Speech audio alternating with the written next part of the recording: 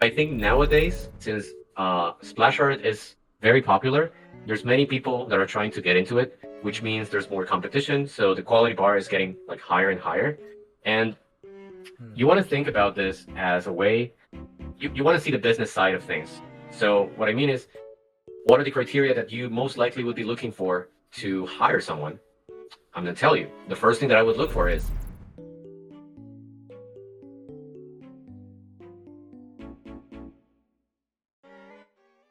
All right. So we have Santiago here with us today, who has graciously taken the time out of his very busy schedule to join us today for this quick little interview.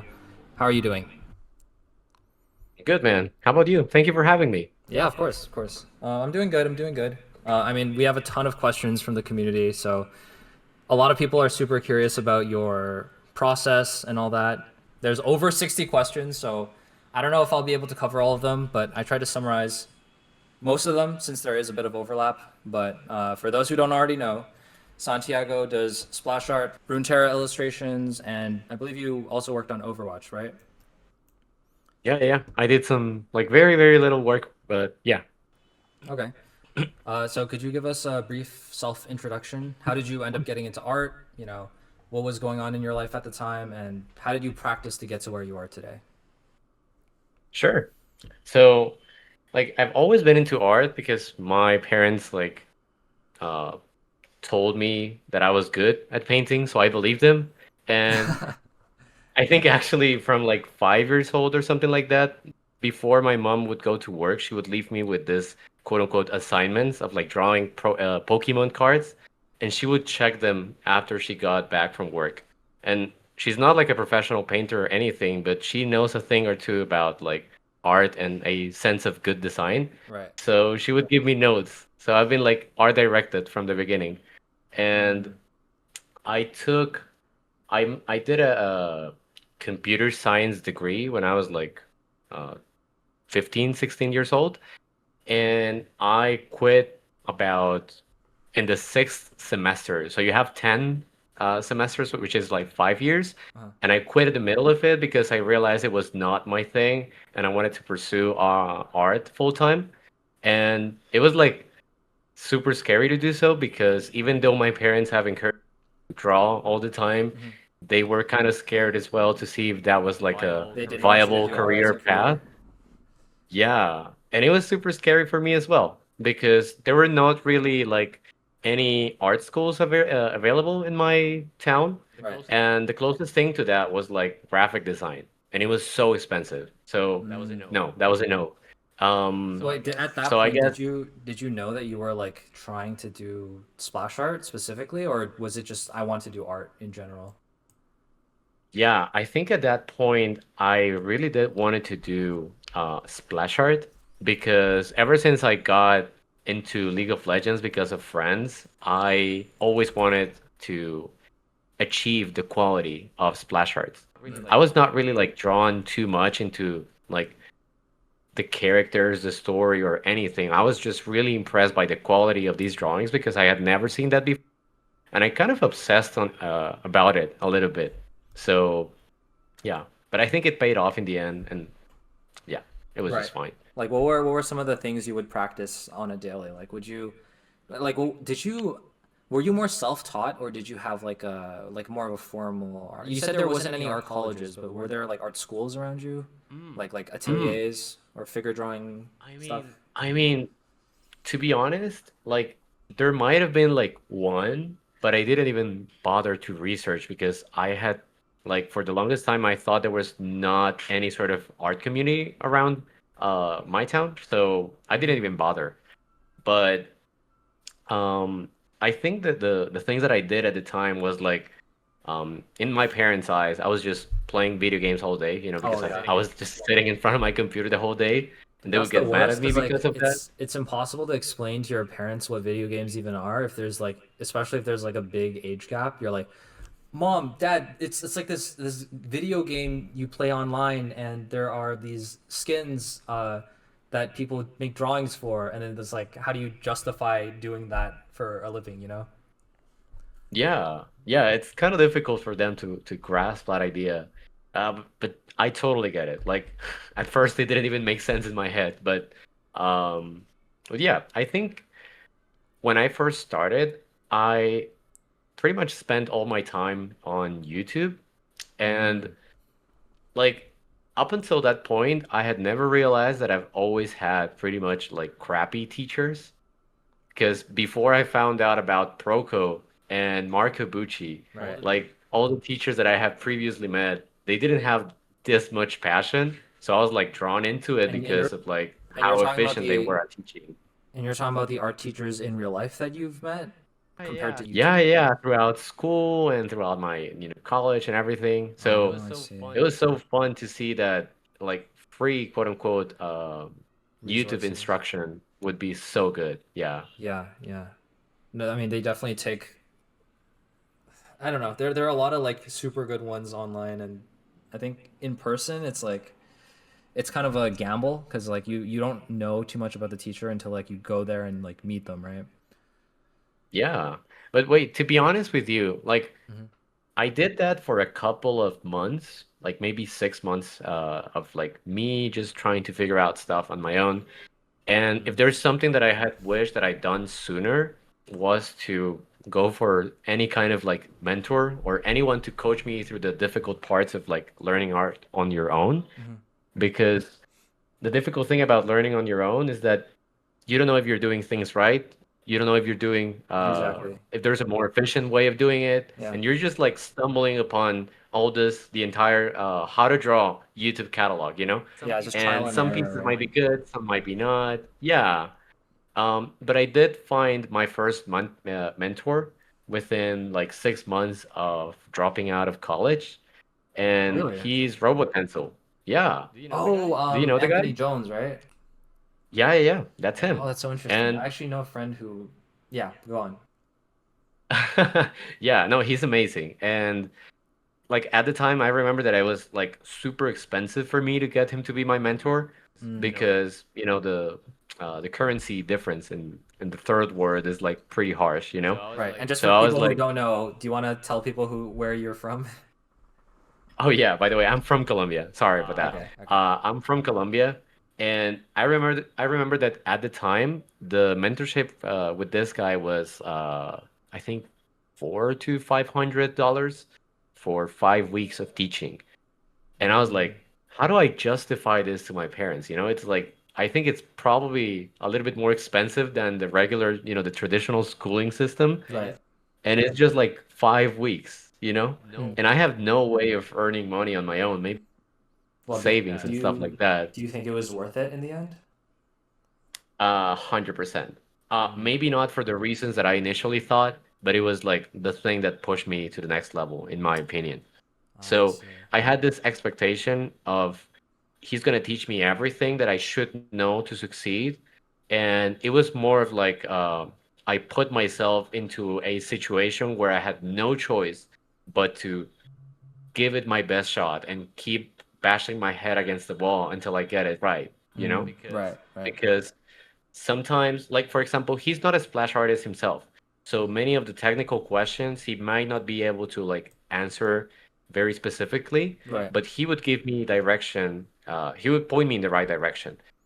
The problem is, sometimes the mentorship, which I know it's going to be a little bit like contradicting, but sometimes the mentorship is not about the exact sort of knowledge that you gain from it, Hmm. but the kind of mindset that you get in when you pay such a high amount of money, at least for you at the time Right. or for It's me like a at the big time. commitment, right? Exactly. It makes you commit. It's like, okay, I can't be lazy now. This is my savings, so I have to make him worth it. Yeah. Um, but yeah, Wait, it was wait, a good so experience. just out of curiosity, how does the Colombian like school system work? Is it also like 1 to 12? Grade 1 to 12?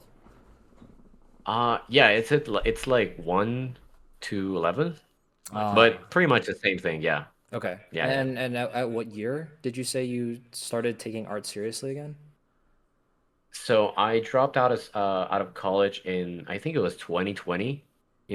Perfect timing because of the pandemic. Right. And I think the reason that I did at the time it was because the online classes were like so bad that I could not really like bear them. It And was I was fully like, remote, right? And it was yeah, like what, your first yeah. year in college? Sorry, say that again. It was your first year in college? No, like I was like halfway through my career, Oh, and then I and you were quit. just for people who don't already know, like what did you study? So I did computer science, Hmm. and like we talked about this with my parents. They said like, yeah, like you spend the whole day in your computer, maybe it makes sense to study something computer related, you know? Mm, But it was not really like that fun for me. And I find it to be kind of frustrating that a lot of the people were getting better and they were getting excited about getting better in this. And oh, that's when okay. I realized that it wasn't for me because I didn't feel that way, You didn't feel you passionate know? about it, right? That's Exactly. so And I knew interesting. what passion felt like Mhm. because I already liked drawing, you know? So I Yeah, wanted to give it my best shot, but it was definitely a struggle. yeah, yeah.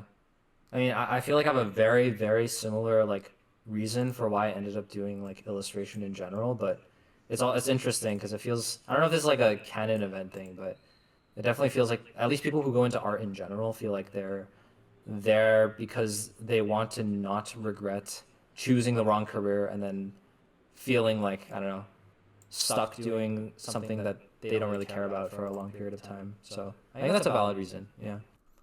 Yeah. And to be honest with you, like it was not the first time that I tried to quit.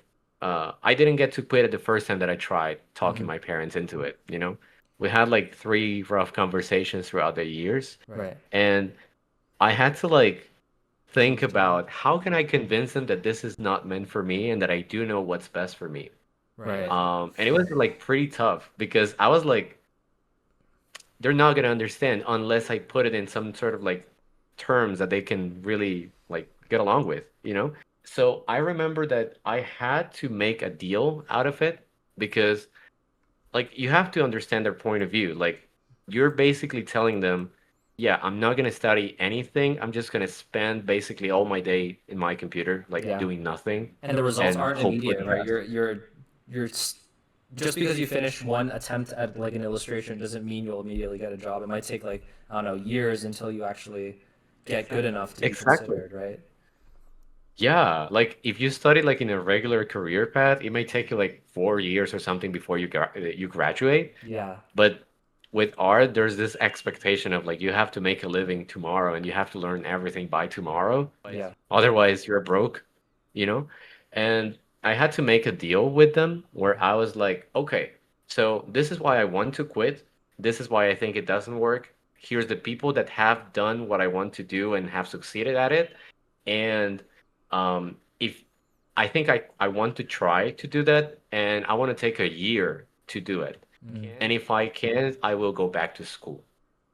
That interesting. was the deal that I made with them. That is literally the And they're same like, deal I made with my parents. That is crazy. I also said, give me no 1 year. way. No, I was in I studied in Sheridan for illustration, and at the time, I mean, I still agree with this, but I don't think the program was for me because it was more like not specifically game illustration and a lot of like extracurricular courses that weren't focused on that at all.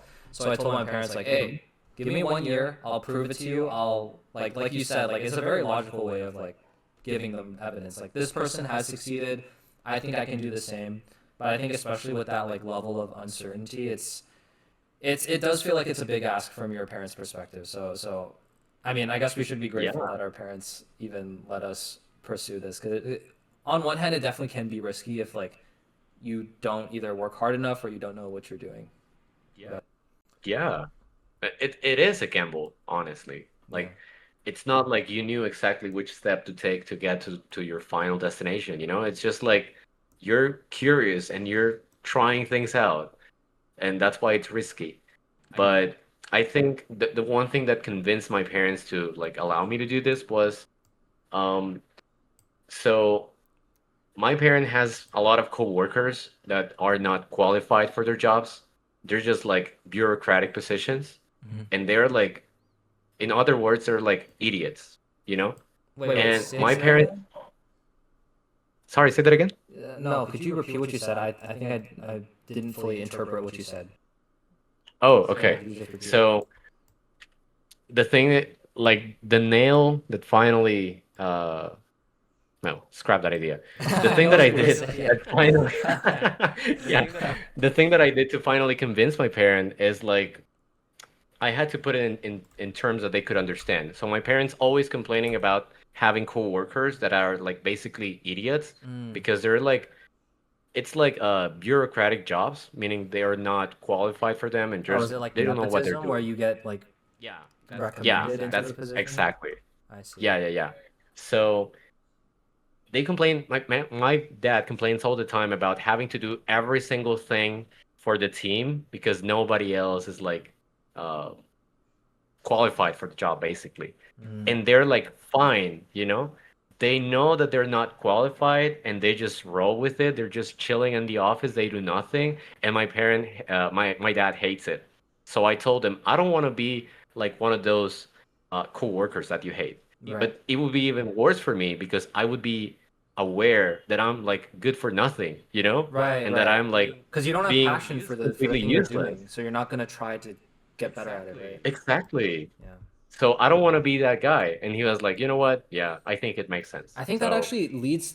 I wasn't planning on talking about this topic, but that's so interesting because I think there are two different perspectives to this. Because on one hand, there are definitely people who kind of don't really choose their career, but find something to love out of it and end up loving it anyways. But then there are also the people who mhm. like know what they want to do and choose what they love to begin with, and then go that way. But I think it's an interest. I think probably either works. It just depends on the situation. But Yeah. that's Yeah. interesting. No, for sure. Um, I think it was tough again because convincing my mother was something else as well. And I think it was not before I showed them the first paycheck or the first job that I landed that they were like, okay, maybe this is like real, you know? Right. Maybe this is not a scam. You did it. It's not a So, scam is crazy. What was okay on that yeah. topic? That's perfect that you mentioned it because I was gonna ask, what was your first gig and how did you get your foot into the door? Like talk us through the experience of finding a job. I mean, how did you apply? What gig was it? How did you feel during that time? Sure. So, like I told you, I took this mentorship with Robot Pencil, Hmm. and I had no expectations from it. I was just like trying my best, and that's it. But by the end of it, one of the friends that I made there, uh, he was really kind to do an introduction uh, with his boss, and he was doing like a NFT cryptocurrency kind of game, Hmm. and they needed some portraits, some avatars for the characters and stuff like that. And he sent him my portfolio, and he said, "We're pretty much looking for that. Are you in?" And I was like, "Hell yeah, why not?" You Right. know? Of course, my goal always has been to work with Riot because that's the IP that I grew to love the most, and Hmm. that's what I initially admired the most. Right. But it seemed like they required like a lot of highly stylized yet polished kind of illustration. And I never showed this in my portfolio because I don't want people to like hire me for this kind of Uh-huh. job. Right. But it was a good experience, Do you and have it on now? I Are was you showing it on your screen? I'd be curious to see. I I wish, man. I wish I had Oh, the okay. files, but I don't have them right now. Hmm. I can show you I'm gonna show in my screen the files from some other coworkers. Okay. Um, I'm gonna share Also, I guess like you can post it on your profile. POV and then we can show your POV while the thing is going on as well. But you can stream it as well so I can see it. Okay, if I share my screen, do you see it? I do. Okay. Hmm. Yeah.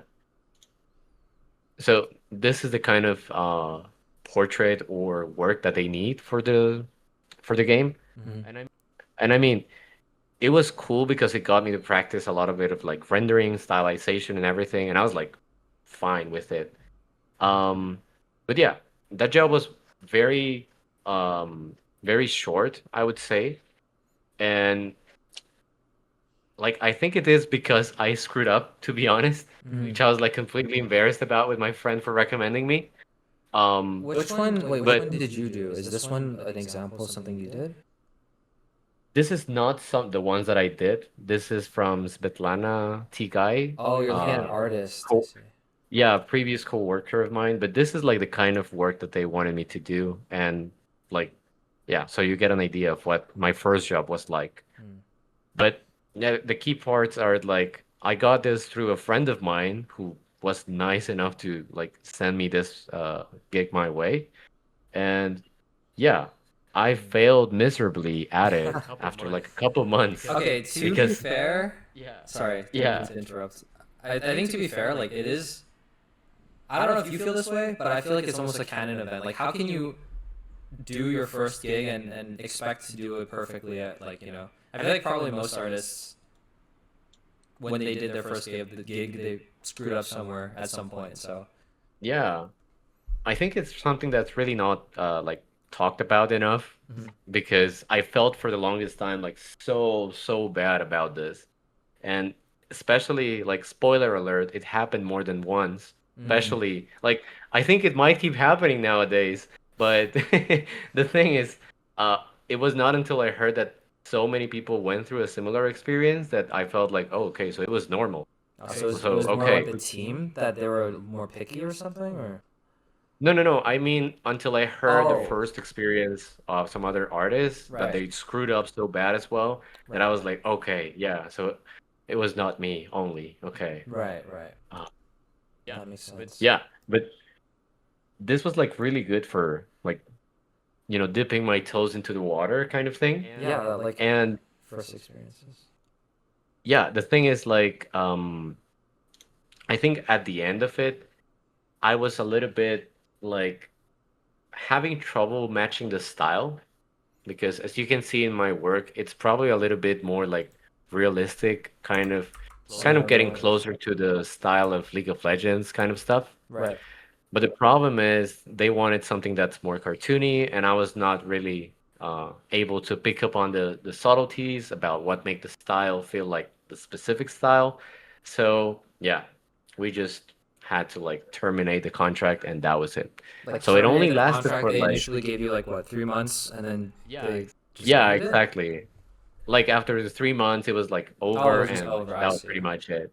Do you want Yeah. to talk us through specifically what you did wrong, or do you want to leave that leave that for I later? mean, no, I'm happy to talk about it. I think it was like completely regarding about style. Like I Oh, think it was not a good fit from the very beginning because I think the assumption was like he's able to do like high quality images, mhm. so he should be good for the project. But it's like they wanted me to do just for to exaggerate, like they wanted me to do Disney kind of Lorcana kind of work, Right. and I was into splash art. So both of them are like technically high level illustrations. It's Mhm. just that the style is completely different, and I was not able to hit it. Yeah, Um, yeah, it was a lack of experience basically. I see. Funny enough, I think that first gig Hmm. was like everything that I needed to really just keep going forward because right after I finished the gig at Illuvium, Hmm. I think I was able to get the internship at Right, Envar, my right. first internship ever. Uh-huh. And I was like so excited to do it. And honestly, the reason that I'm saying that this was a good experience for me, it was because I was able to prove my parents that I could make some money. And this Yeah. was my first gig. It was like proving it to myself as well. Mm. It felt good. Like it gave me a boost of confidence, even though I failed at the first attempt at a job. When I say I failed, it's not like I made terrible work. It's just like I didn't get to keep the job. I Right. You didn't didn't. get You to didn't. keep working with them. Yeah. Right.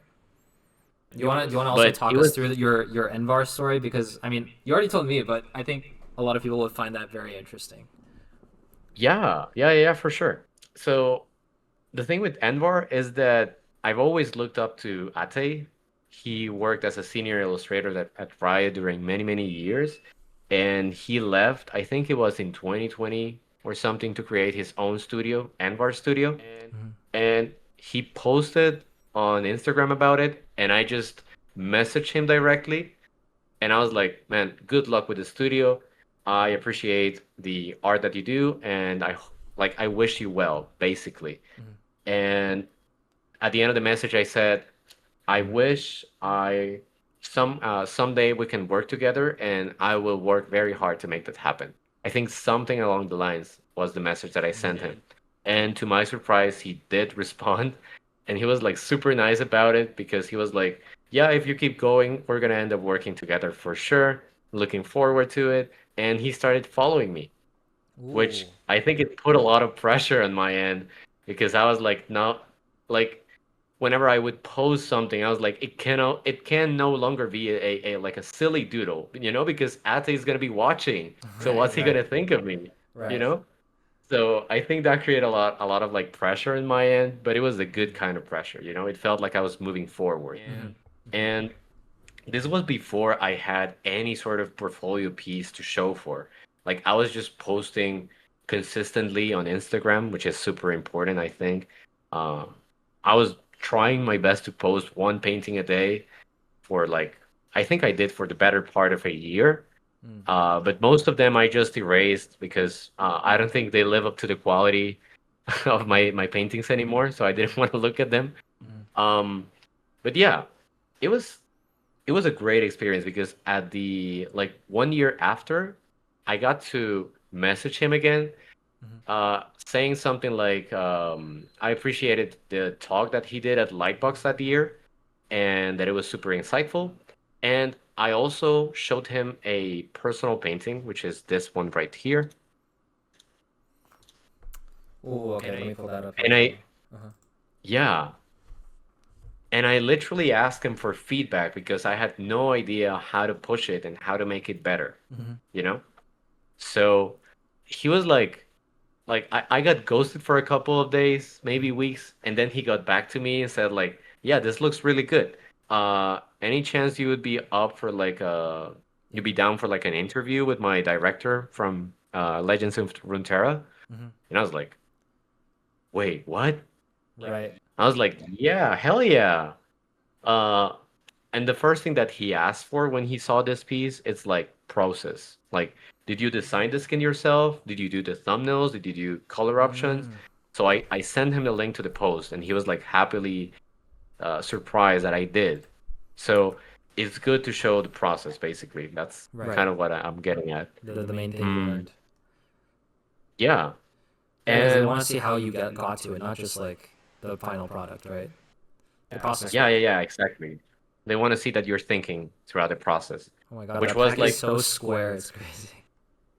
yeah. I mean, now I can't even look at it and be like, oh God, there's so many things wrong with I this. mean, it's But still really good in my uh, opinion. It's like it's solid, but yeah. yeah, I mean, I mean, it could be better though. But yeah, yeah, yeah. Anything I can be better. keep Yeah. this piece really close in my heart. It has a very special place Uh-huh. because it basically started everything.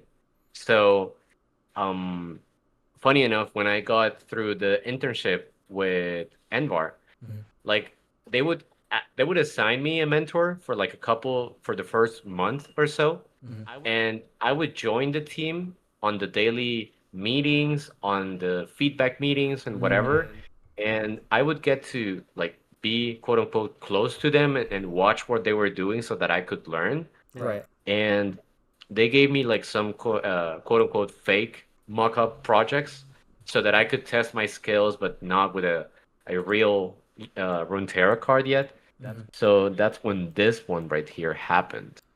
This is Mhm. the Coven Dude, I actually Ari. remember that one. I remember it being like a contest or something. Did you were you the one that was like doing the I guess I don't really know how the contest worked, but wasn't that a part of a contest where everyone tried to Yeah, put a yeah, yeah, submission in? yeah. I remember that they put it as a part of a contest, but I'm not sure if they like I'm not sure if they removed the contest from the page or something like that. But yeah, this was the reference piece that they took. Oh. Oh yeah, yeah, they used that Yeah. as a reference for I remember. I was like, yeah, interesting. Yeah. And this was like super challenging because as you can see, my fundamentals at this time are not so great. Uh-huh. Not saying they're the best today, but they were definitely worse, okay? Wait, this? And I was struggling and everything. So, yeah. Yeah. I feel like this topic segues perfectly into one of the questions we had from Eve Luna, I believe. She asks, I see some artists make huge improvement after they get with a company. Sometimes I think I'm kind of at that level where right before they get hired. Sometimes you can find older posts on Instagram Art Station, but now I'm no. Okay, wait, hold on. But I am nowhere near the level of work they produce now within the company. How do you bridge that gap, or do I just go for it at my current level? Mm. So, like, I think if you were to ask me this thing a few years ago, my response would have been different. But I think nowadays, since splash art is very popular, there's many people that are trying to get into it, which Mm, means there's more competition. So the quality bar is getting like higher and higher. And mm, you want to think about this as a way, you want to see the business side of things. So what I mean is the whole reason that this is a job is because it makes money and right. it makes more than what it costs. Mhm. So if you have a company that's trying to hire someone for this thing, the main thing that they're going to be looking at is the kind of risk that they're getting into for hiring you. So there's always risk involved when there's money involved.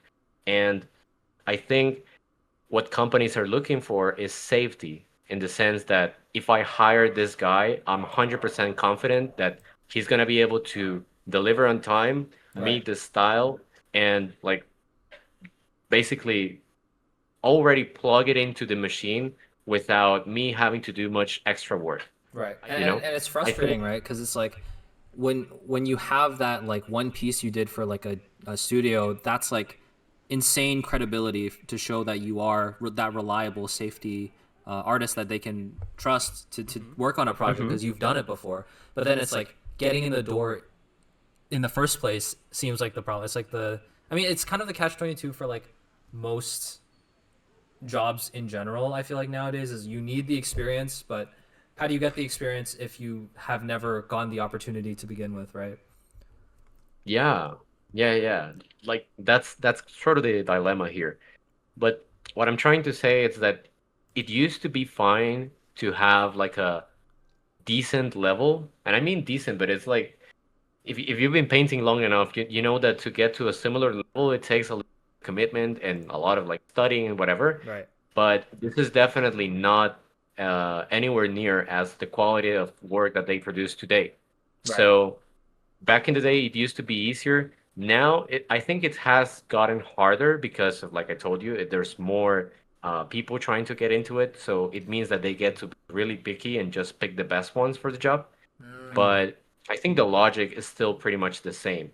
So, That's an interesting perspective on that actually, because I feel like I've heard from other people. I mean, I don't know if they're reliable sources, but that some studios actually struggle finding artists that are of that quality because the quality standard is so high. But then there's also the other argument where it's like what you're saying. There's so many. The competition is getting more and more fierce just because it's becoming more of a popular, I guess, uh, choice because people now are more interested in that kind of stuff.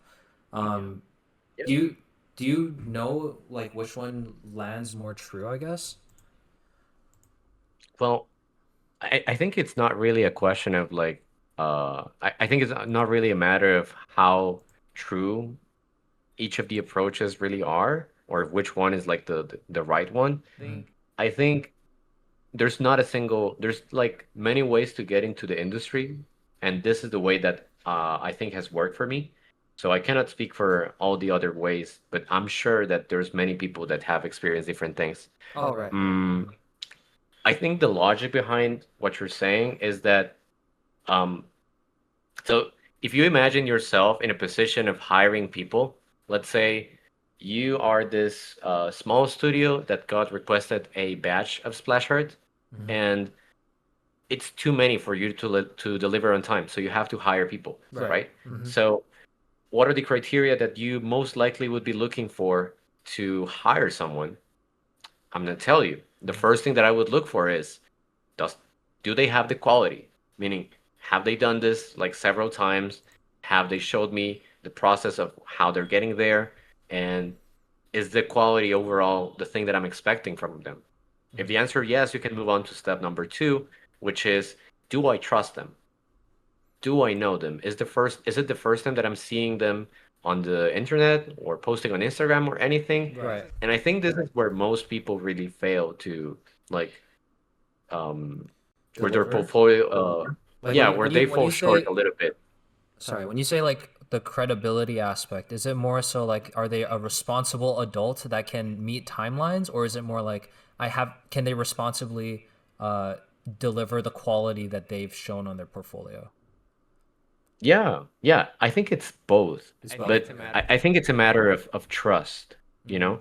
So you trust people. When you trust people, it means that you know that they're gonna do exactly what they say they do, you Right. know? Right. So, for example, if I ask you, hey, can you borrow me like $10,000 today, right now? You'd be like, I don't know I'm not you sure enough. though. Right. Exactly, I don't know you. I don't know if you're gonna pay back or not. Yeah. But if your parents or a cousin or someone that's really, really close to you would ask you this, you would be like, okay, they've been around long enough. I think I can trust them, Right. you know? Right. So Or like it's a at least if matter another of person trust. vouches for them as well, then they're safe. Exactly. Yeah. Yeah, yeah, yeah. So if you think about it, when companies ask for like people to apply for a job, it's because they don't have somewhere in their close net of friends Oh, that does the same requirements of the job. right. So they have to look somewhere else, The you know? next best But the first, solution is to look for random people. First best would be yeah, to know someone that is already vouched for. exactly. Mm. So that's kind of the logic behind it. Or I feel like that's a useful way to look at it, in my opinion. Mm. Mm. So you want to make sure that you are trustworthy for them. That's So how do you do that? That's kind of the point, right? yeah, yeah. I mean, Like, there's like different aspects to it, right? Either you have to do the catch-22 thing, which is like you need to somehow get your foot in the door, and then from that point on, it's just smooth sailing, obviously, because you have that. Oh, or unless you screw up the job and hmm they no longer want you and you don't get to post like a solid portfolio piece. But the other way is just to like I'm assuming networking, getting to know more people, showing that you're somehow reliable, I guess.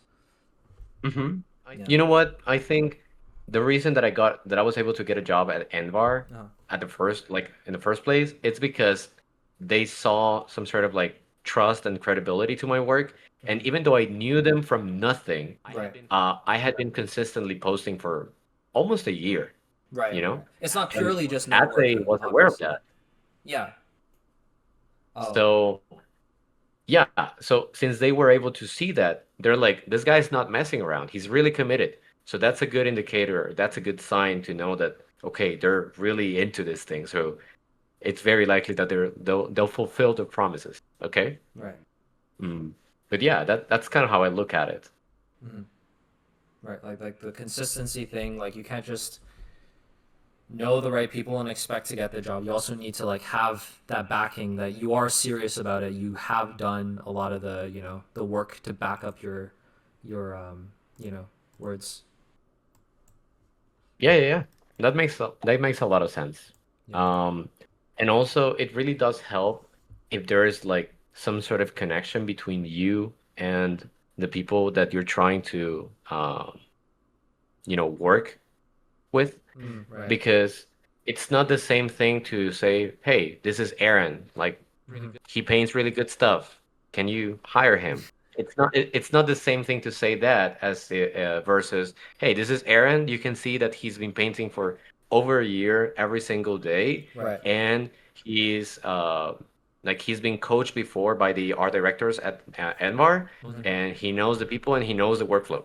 Which Right. Aaron are you more likely to trust, right?" I mean, I'm kind of visualizing it as like a almost like a cup you need to fill. Like after a certain point, after you pass the threshold of like credibility and reliability, people will be a lot more willing to hire you as a person, right? So you just need to do a bunch of different things, including getting experience, which is sounds really hard to some people, especially with if you don't already have that thing to get you in the door, hmm and the work to back it up. And I guess like a presence online, I guess, to let people know you exist. Yeah, yeah, that's exactly right. Mm. But I think it might be interesting to also hear that I screwed up the job again, you know? Right. Tell us about Because that. yeah, you would think that I learned from my mistakes, right? Mhm. But yeah, um, after I finished the internship, the feedback that I got for not being able to like continue with the job Mhm. is that they were under the impression that I was there to prove myself instead of to learn, Mm. you know? Right. And now that I think about it, it makes all the sense in the world Mhm. because that's exactly what I was trying to do. If you remember, like I had just given my parents proof that this could be a real job, you know? Mhm. So I was eager to show them, like, yeah, I can make money with this, and this is a serious thing. So I had a lot of pressure to prove myself instead of learn, which is the thing that I should have been doing a lot more, like intentionally. Right. And the reason that they would say this is because probably um, when they told me how to do stuff or how to do specific stuff, either I didn't understand really well or I was trying to please my own needs basically with the paintings. So I was trying to like please my own taste is what I'm trying to say. Mm. So you know how there's like very specific guidelines and art direction for any kind of project, Right. right? Right. Well, turns out I was like the kind of kid that was like, okay, yeah, I think like this angle has been done so many times and this sort of Right. like Right. posing and like Yeah. lighting setup, let's do something crazy, you know? Like Let's let's try look at a something new. water reflection with this kind of like crazy perspective and crazy unconventional lighting. Let's make it work. And yeah, kind of like hard selling point for Like, working on a established IP, so you were you know? so focused on trying to prove yourself that you lost sight of the actual goal of the piece, which was to like, as an artist, you're trying to follow the direction the art director is trying to give you, Mhm. rather than trying to create something unique and new that fits your own taste, basically. Yeah. Yeah. Mm. Yeah, exactly. And for example, this specific piece right here, Mhm. um, funny enough, I think like this turned out to be okay given the circumstances that I was like put into Mhm. because this is the first project that they assigned me once they felt like the Coven Ari was good. Mhm. And like I remember it was like a very difficult illustration for me because it has like over 10 characters, Yeah, I you was know, and about it to was the say. first one. Yeah. So I was like, "Oh God." And the thumbnails that I did, I'm showing in my screen. Okay. The We'll thumbnails that I post it did on the was thing. like uh yeah, I was trying to like I was really trying my best. But it was difficult because I had no idea like how to put that many characters in a piece without making it look completely crowded. So what happened at the end of this one is like a lot of the teams had to jump, a lot of the team members had to jump in and help me, and it was super super nice that they could do it and that I could learn from it. But I think it also kind of gave him the impression that I was like, "Oh, maybe this is too big of a challenge, you know? Uh, And maybe when he's getting feedback and he's getting direction, he's not able to apply it. So maybe it means he's not ready yet, you know? mm, So yeah, that was kind of okay. the experience with this one, which I learned so many things, like even from like the technical stuff, like the managing layers and all that, from the other friends and coworkers. Mhm. Because I don't know if you know, but Envar does things in a different way from all the other studios that I've worked with, Mhm. and it's that they have like their pieces are not individually drawn, but they They're have many split artists between the hopping members, in at right? one Yeah. time.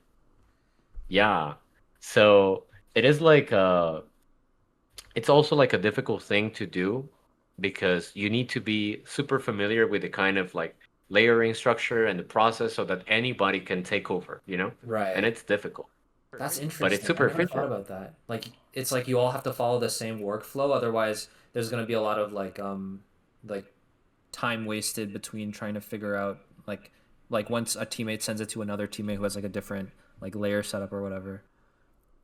Yeah. for example, they would have you working on like the left characters, somebody else would be working on the foreground characters, and maybe one other artist would be working on the main one. And that's kind of like how you get to push the piece in such a short span of time, you know? Mm. But So, I mean, what came out of that eventually? So you struggled with this a lot. They thought you weren't ready, and then and then I wasn't ready and I didn't get the job and I had oh, to cry a little bit more, you know? Because if you think about it, like this was really mentally difficult for me because at right. the time this was like getting my foot in the door, you know? And Like then I they somehow managed and then it didn't work, you know? right, So it right. was like frustrating, man. But Was it completely the out? thing Did they is say like like, if we give you some time, maybe you can come back, show us your portfolio again, we might consider it, anything like yeah, yeah, that? yeah. They for sure said it. And I Okay. was like, oh my gosh, yeah, can't wait 1 year or 6 months or something like that to apply again. Uh-huh. What do I do with my life in the meantime? You know, like I have Right. getting better or like I need to get a job or anything like that because, I have to prove to my parents still. Right. So there's many things happening. So it was really difficult, like also because this was the kind of illustration and the kind of project that I always wanted to be in. So I was like, God damn it, you know? Yeah. So uh, but the thing is, ever since I worked at Envar, like that gave me a lot more credibility, because I had Right. something to show for, you Right. know? Maybe it was not like the best internship ever, Hmm. but it had Envar on my name, so I had a lot more credibility now. Hmm. Yeah. Um, so that's when I reached out to West Studio, Hmm. and this is the first time that I ever quote unquote applied to a job. This was your I first emailed ever them. cold email? Like to Yeah. did you apply on Yeah, site yeah, or yeah. did you just directly email like Mingchen or like the recruiter? No, no, no. I went through the application system on the page. Oh, I just sent interesting. them an email there. Okay. And yeah, it was my first time because all the other ones it was either through a friend Mhm. or DMing on Instagram, which is like that's not even like a way to get a job. What it shouldn't be, but it is, you know? That's so interesting. Um, But yeah, go on. wait, is your experience like really different on that Mine side? is very, very different. Um, I Damn. mean, okay.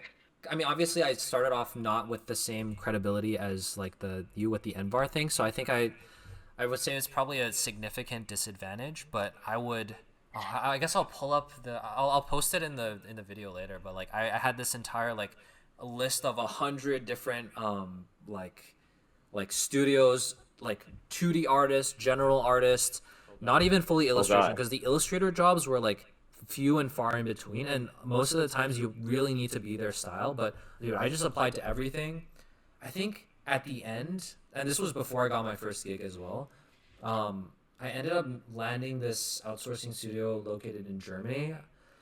They did like a card Mhm. game called Gods Unchained, I believe, and Mm. yeah, like out of like 200 different applications.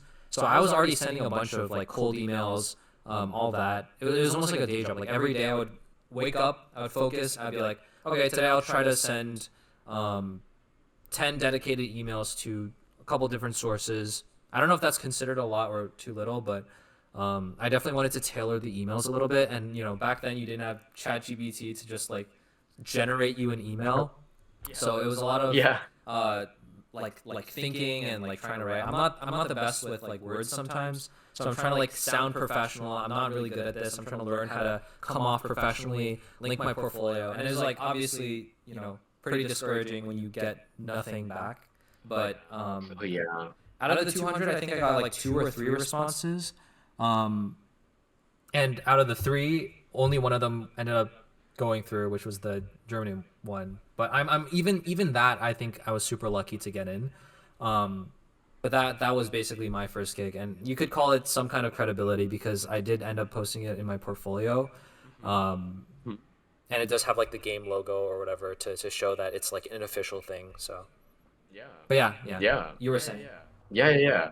That's so cool. That's so cool to hear because like I've always had this perspective of like in order to get your portfolio in order to get a job, you need portfolio and connections, right? Right. But if you don't have like the connection side of things, it's kind of difficult. So Yeah. I think it's also game of volume, basically. You shoot like 200 emails before you got some sort of gig um to come through, right? Yeah. So I think like that's definitely a valid experience, and that's the way that some people in the industry definitely have had it for the past years. Hmm. So But like to be yeah, fair just to though, show I that. think sorry to interrupt. But like I think back then my portfolio also I mean obviously it wasn't as strong enough and then on top of that without the credibility, it just feels very amateur, right? So like a lot of studios probably saw like, oh, this is just another um coming up artist, but they still need a lot of time to develop. Yeah, But yeah. yeah, yeah. So I think at the time, um, right after I failed, quote unquote, my internship at Envar, Uh-huh. I applied to West Studio and I showed them that I was like previously working with Envar. And I think that's the reason that they decided to probably work with me instead of someone who had no experience at the time. Right. And that's when we did this piece together. Okay, let me pull this And up real quick for people to see as well. Yeah. yeah, Uh-huh. and it was super interesting because like my experience at Envar, it felt like, yes, this is like everything I dreamed about, and this is like everything I've been working for. But then I had the chance to actually work on League, which was my dearest kind of like IP, you Right. know? Right. So it turned out to be even better, like for me. And I got to be directed by Ming Chen, who I've always admired, and he's amazing. He's the goat. And yeah. And honestly, I think the process for this one, like, it was pretty smooth in the sense that, like, I was able to adapt to the style a lot easier because it is the kind of work that I've been trying to do for the past years or so. So it was better. And yeah, it was like completely my dream. And I was so freaking happy to have it, Mm, you know? yeah. And this piece took like I think it was 6 months or something like that. Mhm. 6 months. Sorry, 6 weeks. Oh yeah, yeah. English. Six. I didn't even process that in my head. It read as weeks, but Yeah. So it was like 6 weeks, and right after they were telling me like they were happy with it, and they probably wanted to like do some more in the future. Mhm. So I was like, hell yeah, man, way to go, can't wait. And when they did reach out to get me a new one to work in, um, I think the project got canceled. And Right. the bad news about it, it was like the new skin that they had for me is from the same batch of the previous one that I worked with. So they told me the project was getting canceled, and I didn't know if like the work that I did with them was not going to be released at the end of the day. Mhm. So I was like, my gosh, I worked with West Studio and I fulfilled my dreams, and I'm not even allowed to share anything because they're canceling the project. Like, what's going feels God, you Right. know? Oh, Kind of like you like couldn't even post the Shen piece in your portfolio. exactly. I Mm, like this thing has been sitting in my portfolio for like years. You know, yeah. I think this was done in like 2021 or something like that. Mhm. But I had to wait like over a year to post this one. Right. And yeah, it was like, oh man, you know, like I've been working so hard for this. Can you please just give me one small victory so that I can feel better about myself? Yeah. And like I think the whole point of the story is that you're not gonna succeed at first. If you do, like you're probably the exception, not the rule. Mhm. And you're gonna fail your way towards the things that you like, and you're gonna end up falling in the place that you're meant to be. But it just takes time and it just takes effort. And to be honest with you, if you were to tell me, like, yeah, if you try to do like art for a living, this is how it's gonna go, I would probably not be like super excited to go down that path, knowing that I would have to like fail 3 to 4 times at quote unquote important gigs that I had considered to be my dream and that my expectations were so high Mhm. before I got to do something that felt like a safe play and like a victory, you know? Right. It was like a very hard road packed with a lot of like obstacles.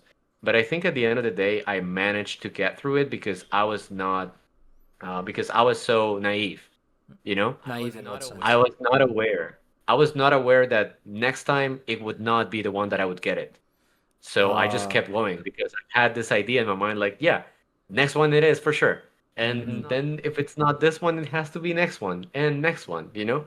Because if you were to know exactly how many attempts, how many emails, how many like paintings and how many all-nighters you have to pull to get to the place that you want to be, it's like, nah, man, I'm good. You know, I want to like do my casual job and like not think about it too much. Yeah. I mean, So, yeah, I think we covered this earlier as well, but like the topic we were talking about is like how it's such a it's like you're walking in the dark with this career in terms of your success because either it's you get in a studio or you keep on grinding for a long time until someone thinks you're good enough, and it can feel discouraging like that. Although I feel like your situation is in a way even more like discouraging because you actually got the gig and then they told you like okay this is canceled or like the Envar example like okay maybe you need some more time yeah. and then you didn't get it um, but you could also see And it in the you know what? positive way, you know, you ended up getting the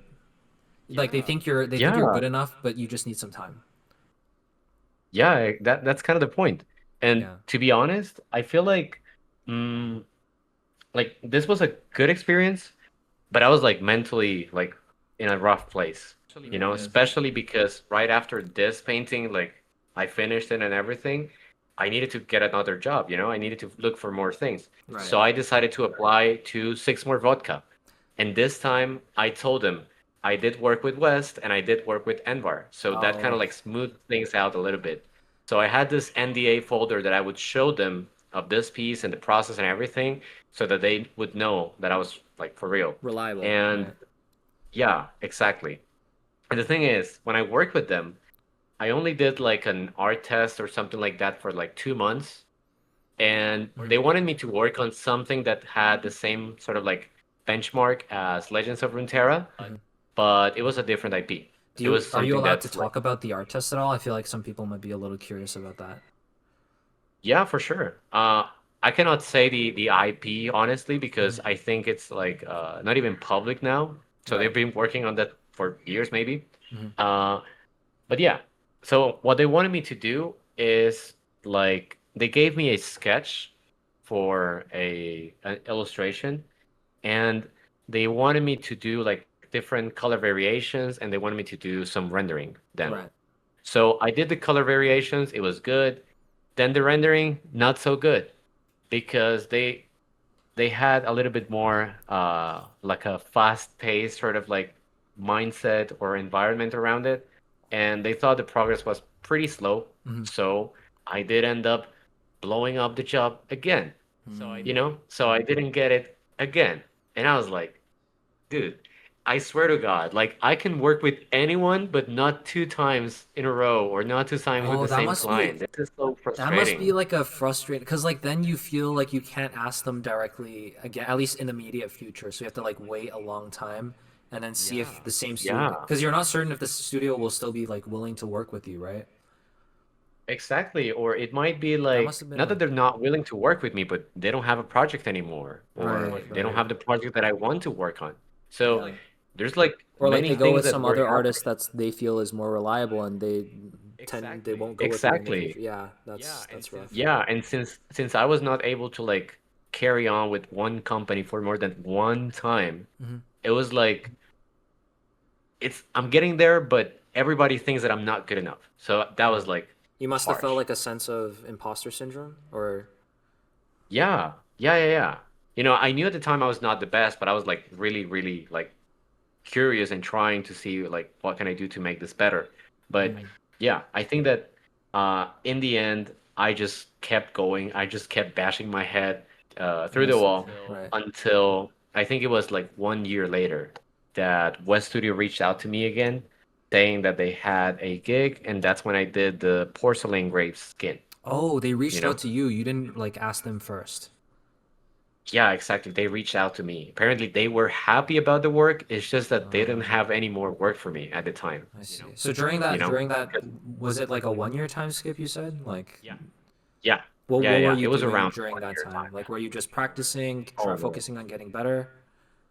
Yeah, I was definitely trying to get better because I think there were many fundamentals and there were many like gaps that I had in my fundamentals at the time that I was Right. just like, okay, let's just grind and let's just get better.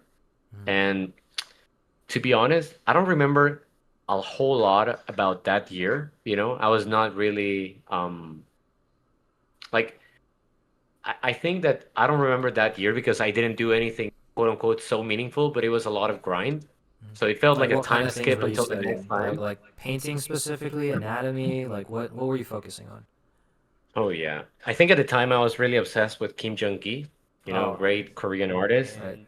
And I think I was trying to really get better at perspective. Mm. So I think I just did for like 2 months or something like that. I filled out like two different sketchbooks of just Oh. me like doing drawings of my surroundings and just trying to like get accurate proportions and accurate like vanishing points uh just by observing, you know? Right. And then I was able to realize like exactly like how far away these vanishing points need to be for this to feel distorted or to feel like actual like human eye, you know? Mm.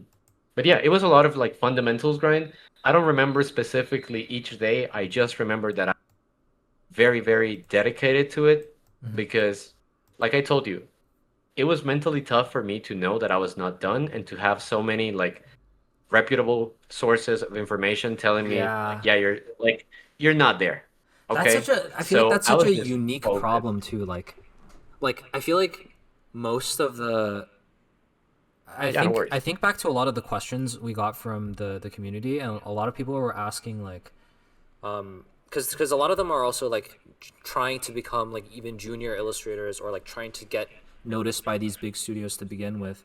It Hmm. seems like it's similar in a way where it's like when you don't get enough gigs at all, you start this like negative cycle of like you start getting a little more pessimistic over time. Like, do you have any I guess I think people are asking for like tips in terms of mentality, like how did you get through it, or would you just say you like kept pushing to, you know, Hmm. keep on drawing and keep on believing?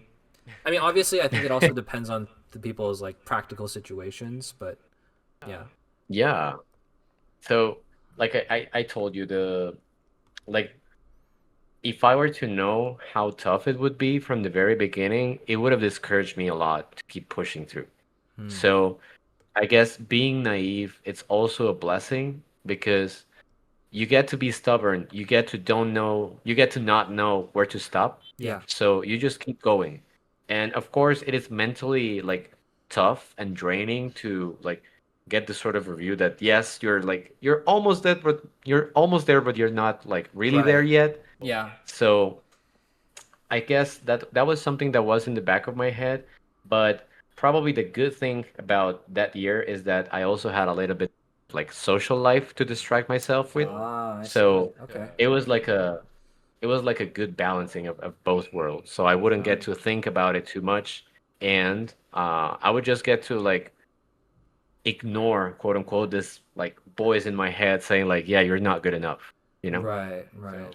So a lot of naive and a lot of distraction was the I will recipe. say though, I think it's definitely a temperament thing, but I personally relate with you a lot. I was a very delusional, but it's almost like a self-fulfilling prophecy because when you believe that you can do it, you're gonna work as if it will happen, and then it naturally becomes more likely to happen. But I think like as advice, it's almost like impossible to ask a person to oh just believe in it because it's like you can logically know that you can try making yourself more delusional, but you can't just, you know, snap your fingers and suddenly believe in something, right?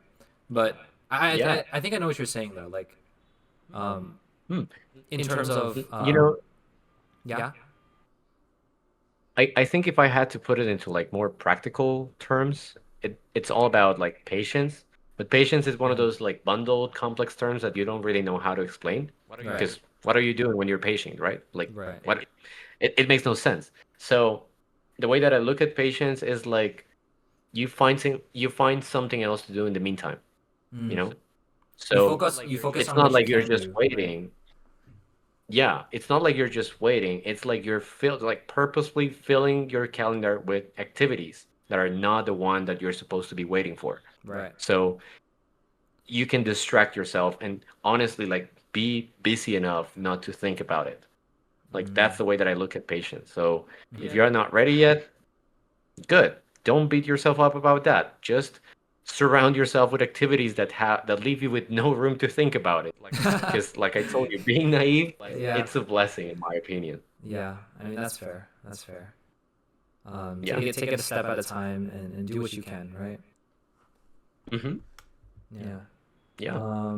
We are getting past the 1 hour mark, so okay, hold on. I mean, I feel like we covered a lot of the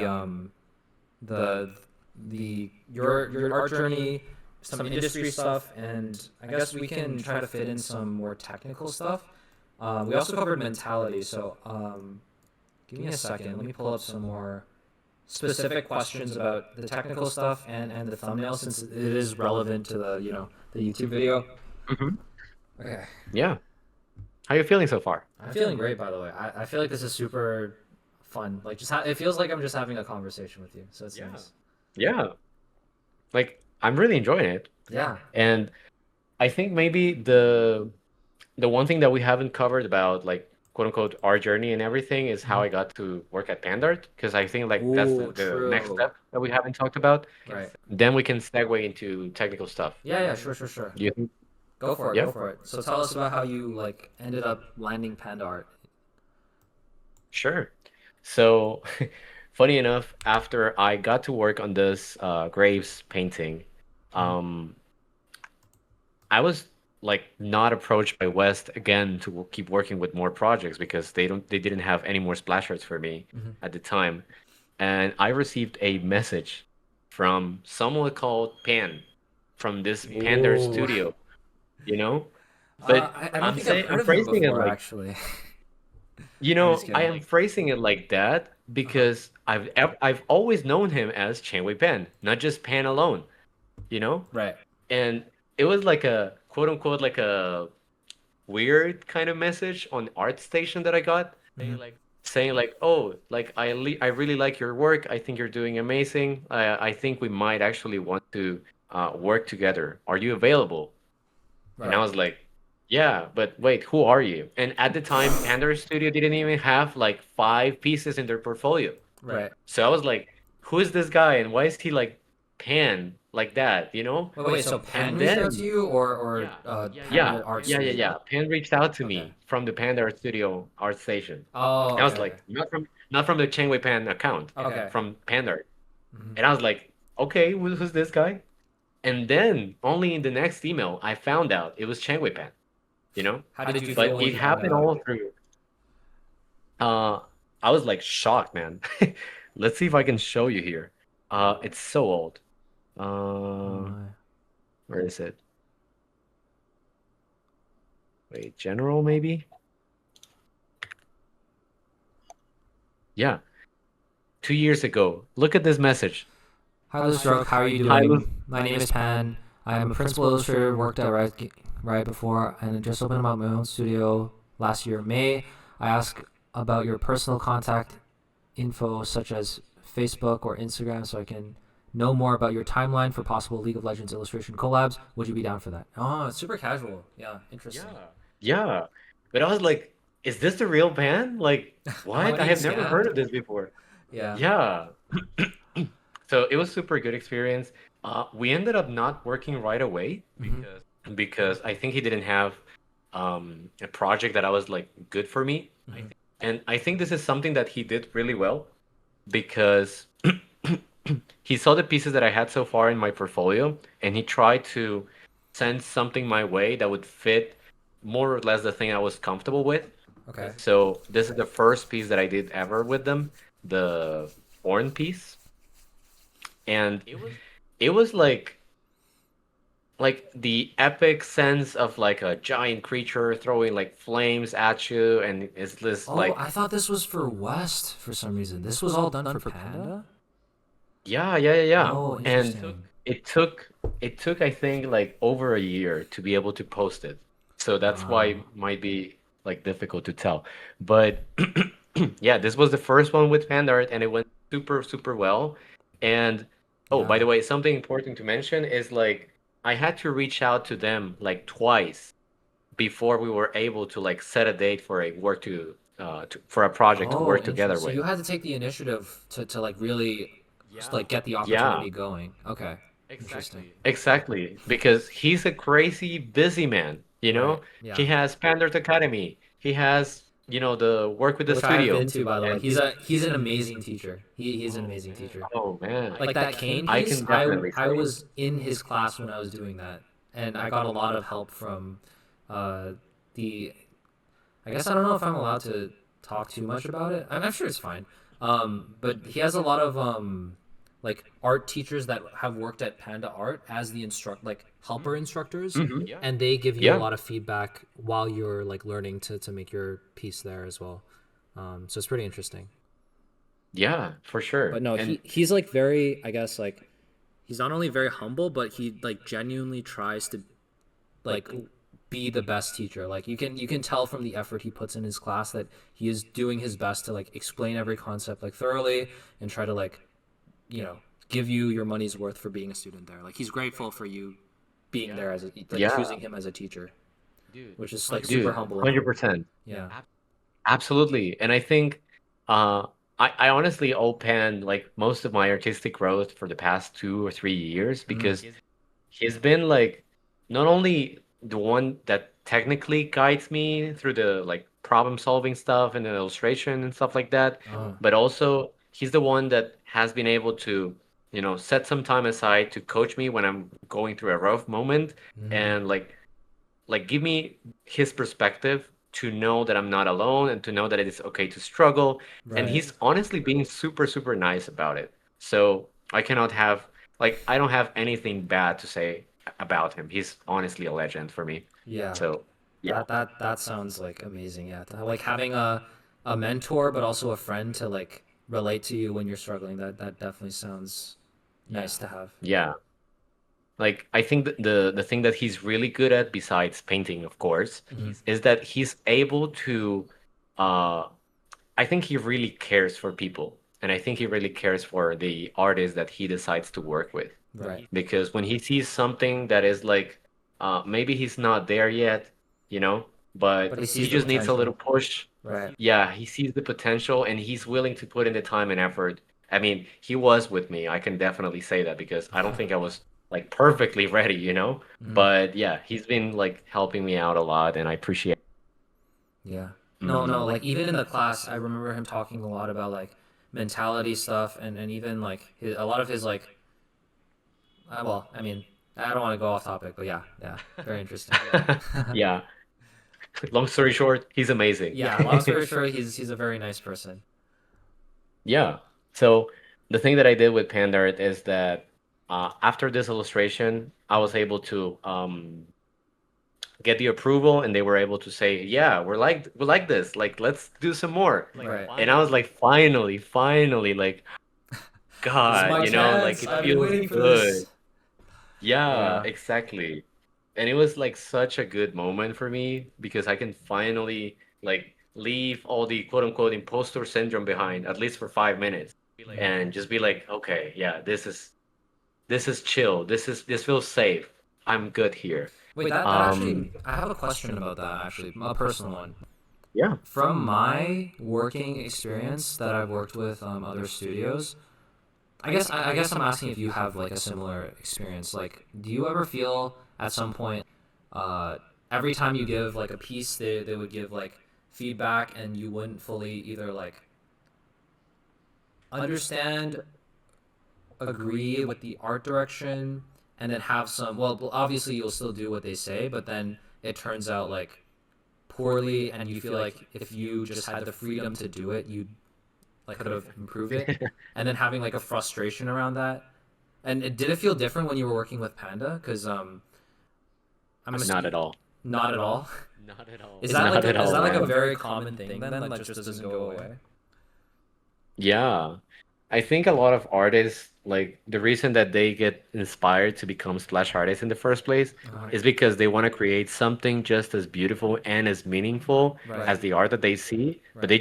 they just don't want to create a copy of what they see, right? Exactly. So it is like a very common type of struggle, Hmm. but you find a little bit more of freedom to carry on with your quote unquote artistic direction as you get to be more senior and as you get to develop your ability for uh, visual problem solving in general. Right. So You have to that's why earn you your place see artists. to have that creative freedom, basically.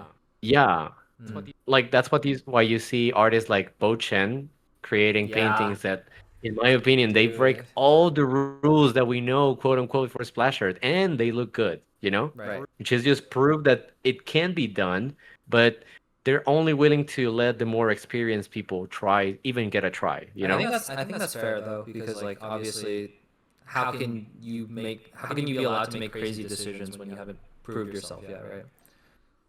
It only makes sense, but from Yeah. the artist side of things, from the artist viewpoint, it's like, oh man, this is so frustrating, because they just have all these rules to follow, and then I can't really like Yeah, create the you paintings feel that I like you're have in my limited vision. in one way, but also you want to make the piece as good as possible. When it comes out not exactly how you want it, or like maybe the project they like I don't know, Riot doesn't like the direction as well, then you're like, oh fuck, like I had a really cool idea for this or something like that. Yeah, dude. And sometimes like I remember talking to Pan this one time Uh huh. because Right. we're looking at this. Yeah. So this is the final version that we submitted, and Hmm. I mean it was cool. I was okay with it. I was pretty happy with it at the time. And then Riot changed it to this version. I think it's a paint over from Bo Chen, Hmm. if I remember correctly. Hmm. But I was like, oh God, like I'm in so much trouble. They changed everything about my painting. They hate me now. Yeah. But it was only until like actually not so long ago that I realized like it's not my fault and it's not something that has to do with me Hmm. because Pandart also thought that this was okay. That's why Right. they sent it and they approved it. It Wait, was that's just actually like so the internal interesting. decision. That's something that I talked in the this most recent video. I was like saying about how because your initial version with Panda emphasized the silhouette more. Well, I guess Hmm. you could say both, but like clearly the silhouette of the shoulder in the background and the hair is more clear. But it seems like they wanted to emphasize the atmosphere to a little bit by de-emphasizing the silhouette. Yeah. I mean, not by Yeah. de-emphasizing the silhouette, but like it ended up de-emphasizing the silhouette, which was an interesting choice. Yeah. Mm. So I think the reason that they might have done it is to make sure that everything else, like when you do a skin, you're looking not only at the work that you're doing, but also at every other sort of piece so that it feels like a skin line and not just like a Oh, one-off, right, you know? right. So they had to make it more moody to fit the other ones. Mm. But the funny thing is like they were okay. They approved this. Then they changed it internally. So Oh, maybe like I don't know the decision making behind it exactly because like I didn't get to hear it. But what I can tell is like at the moment I felt really bad because I was like, oh God, like is I this didn't my get what they fault? were Right. wanting. Yeah, it's my fault and everything. But Mm. again, Pan basically coached me through this and he told me it was fine. Like I did great. Mm. So yeah. Yeah, Mm. that's But yeah, this was like very difficult to see because I was like, oh God, like I wish I myself. right. Like it's not something that I can't do. It's just that they had to finish it themselves. So I felt bad about it. Right. Um, So it's yeah. but yeah. I guess this leads into another question that I think someone asked, which was like, what was the hardest, most frustrating splash art you ever had to work on? Like, what was that experience like? Mm. So let me think about this actually. Okay, take your time. Mm, yeah, I think like this one was smooth sailing. This one was okay. This one, hmm, like I would probably say this one, this one right here, the Shy and Rakan one. Right, the face thing, or Not really the face thing. It's more about like the overall process because let's see if I can find the or is it the thumbnails and everything. Like yes, I am allowed to show this by the way. okay, okay. So I put together the thumbnails Well, and these I was like, thumbnails are yeah, this is sick. looking cool. Yeah. Thank you. Did you Thank show me you. these before? I think these. Wow. I really like. I'm not sure if they're in the ArtStation post. I'm not sure. I think you're really good at like drawing the faces too. Like. Thank you. Like, funny enough, this was like the last round of revisions. Like, they had to tell me, like, okay, looks good. Just push the faces so that it looks more appealing and the client has an easier time just moving it. Oh, that's And I was another like, thing. okay, fine. What's it called? You mentioned at some point, like, because Changwei Pen or like Panda Art Studio, they definitely have a more Eastern taste with like the faces, right? Mm, yeah, that's for sure. Was that And a huge conflict in terms of like art direction, or was it not that big? no, not really. Okay. Like, like, it's difficult at the very beginning when you don't know exactly what they're looking for. Hmm. But yeah, as you get to like see more examples of the things that you want to uh that you need to achieve in a painting, it's a little bit easier. But yeah, this was the thumbnails that I did, and these were the color keys that I did for this painting, Ooh. you know? Okay. And as you can see, the problem that I had, or the reason that this was a little bit frustrating, is that if you put it in black and white, you can clearly see that I wanted the characters to be lighter than the background, Right. you know, Right. which is like a very easy way to make them read. Uh-huh. And in the final painting, let me grab it from here. Oh. They ended up adding like a ray of light behind them. They ended up adding like a little bit less contrast, you know? So it feels very soft and everything is like dreamy and Right. pastel and that kind of feeling. But So you're I was relying like, more on like color contrast rather than values. yeah, exactly. And this Interesting. was like tough to me because, you know, at the time I had a very like rigid understanding of thumbnails and changes in you know, getting feedback and all of that Uh, because I thought this was like demolishing the painting, you know, because I had put it like I had chosen to do the values this way because I wanted to portray this, but maybe that is not the most crystal rose thing to do, you know? right. So I just had a difficult time like trying to go from this sort of structure, you know, more like no 10 where all the local values are readable Right. versus the Chiaroscuro. chiaroscuro, which is Right. like completely the opposite, you know? Right. Right. So yeah, that was like the difficult part for me. This one got a lot of feedback. A lot of That's feedback. interesting because like it seems like I mean obviously like doing portfolio pieces and doing actual in-house or not in-house but like studio work requires you to keep in mind like a whole different factor, which is like what do all the other skins of this skin line look like to make sure feels like it's a part of the same skin line. Hmm. Yeah. Yeah. Like that's kind of the art director's job, and that's why some of the decisions that they take, they might not make sense to you sometimes, but it's not like they're just getting it out of their butts, you know? They do Right. have a reason for things. Right. Yeah. Uh, but yeah, That like makes that was sense. the main struggle with this one. Mm-hmm. And specifically, you can also see like the thing about colors. Mm-hmm. Like this is a lot more like in the magentas and purples and everything like that, and it's way more saturated. And like I think that was not really intentional, Mm-hmm. but that just turned out the way to be the way that I presented it It almost feels because like Star I'm like, Guardian in a sense. yeah, kind of reminds me of Star Guardian as well. Right. But this was because I am basically colorblind. Oh, So yeah, you're I have colorblind as not well? been, yeah, I have not been diagnosed yet, but I am sure I have red deficiency. I don't know the technical name for it, but yeah, like pinks to me, they feel like absolute grays. you know? So What? that's why this feels maybe a little bit more harmonious in my eyes than probably in a lot of the audience right now. But yeah. Why are there so many like goated artists that are like colorblind? It might be a buff. It's like Might be. might be like Like to you be know in honest with Jujutsu you, Kaisen how there's okay might be me nerding out but like the heavenly okay. restriction like you know Toji by any chance? Like Ah, he can't use the magic they have in their world like the cursed energy or whatever but he's like uh mm, incredibly physically capable to the point yeah. where he's like broken. But yeah.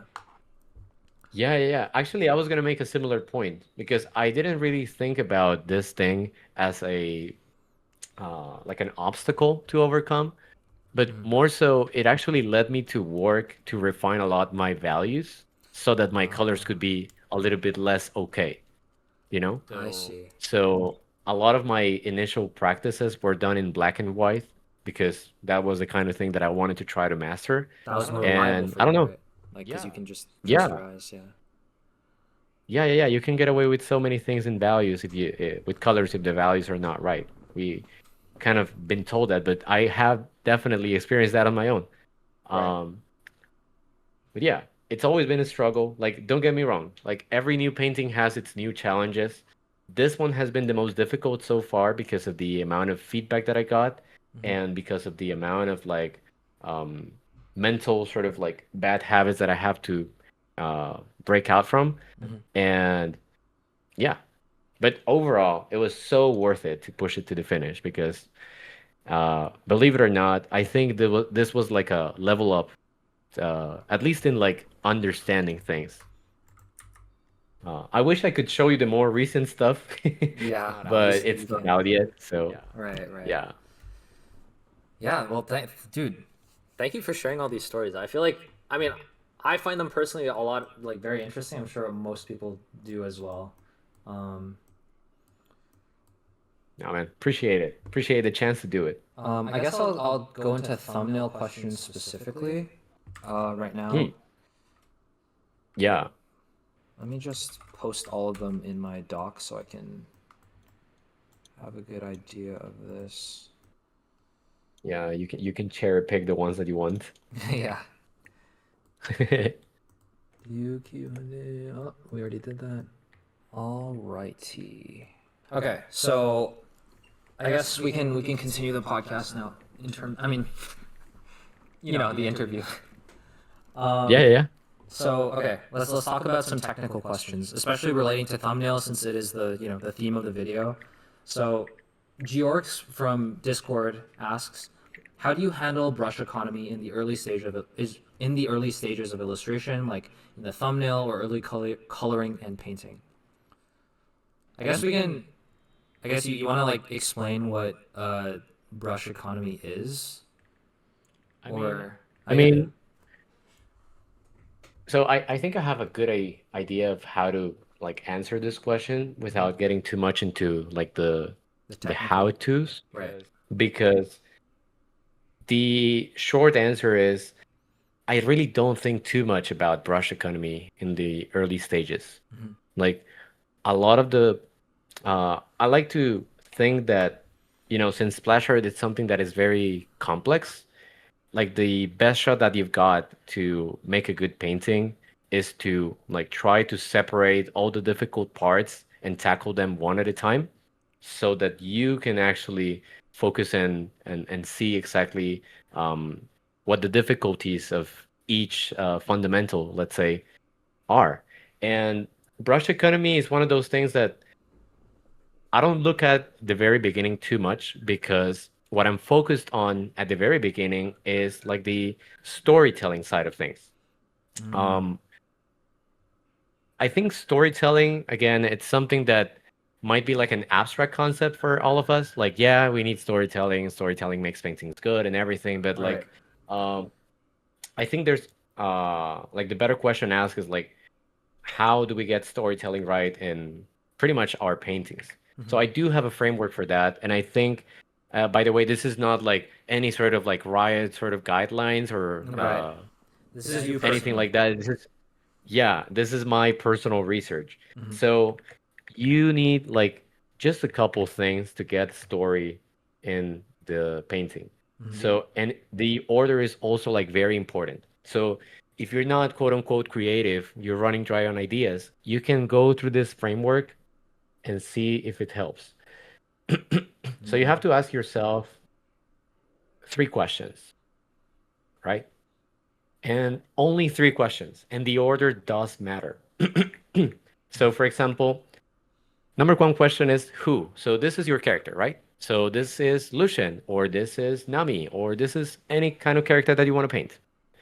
This is the more important step, and this is where everybody fails. Where? You know?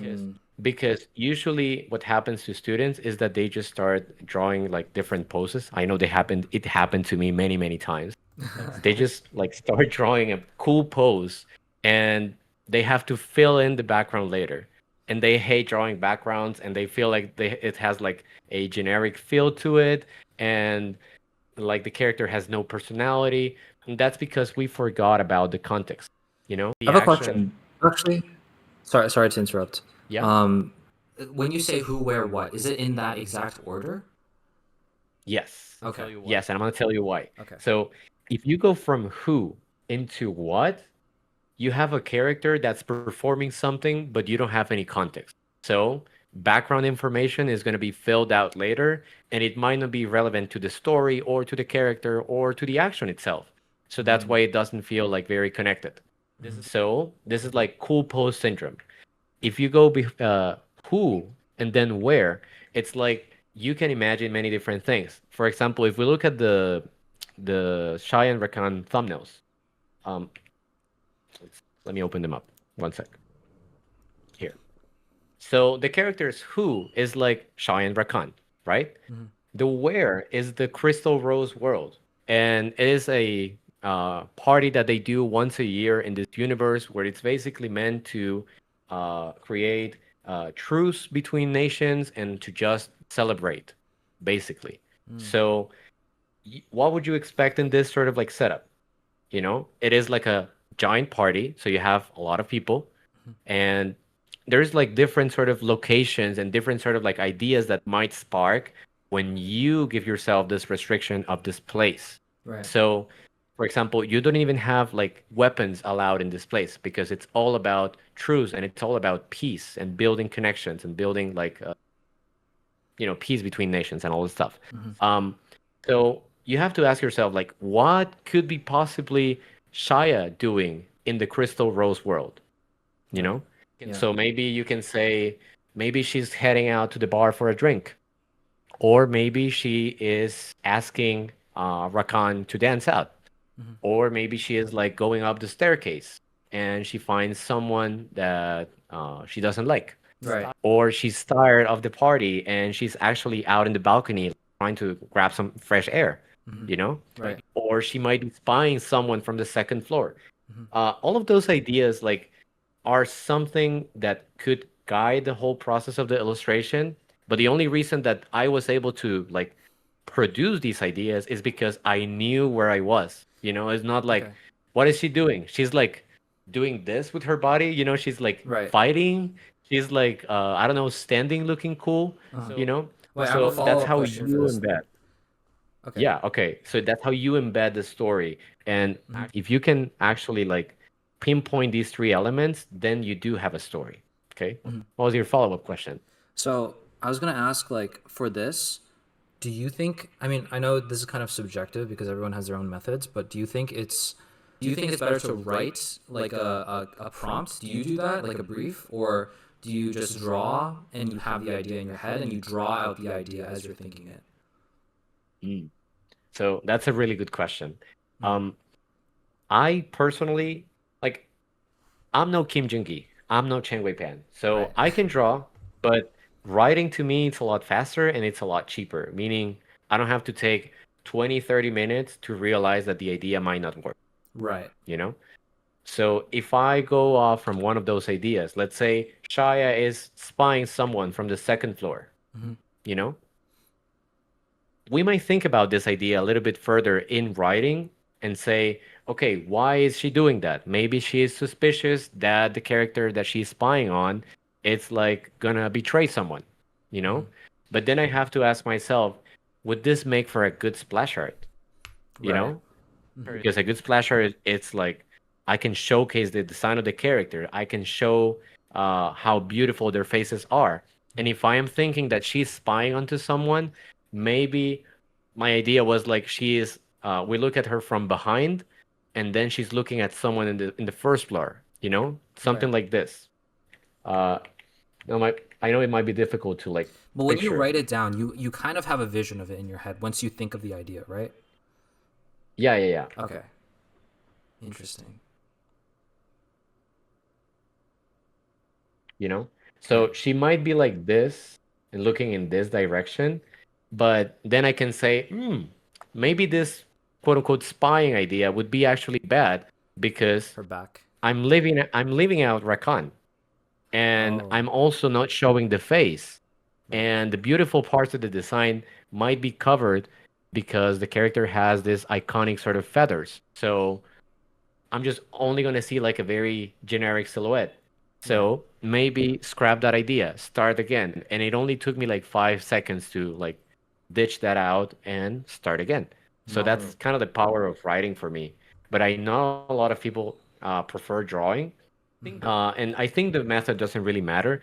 What matters is that you're finding clarity as you go through, Right. you know? Right. Yeah, that's a great point. Like you need to know what the direction is. Like that's the end goal of Mhm. like whatever method you choose. Yeah. Yeah. Okay. And One last question um, about the Zaya Rakan piece because I had this very interesting thought.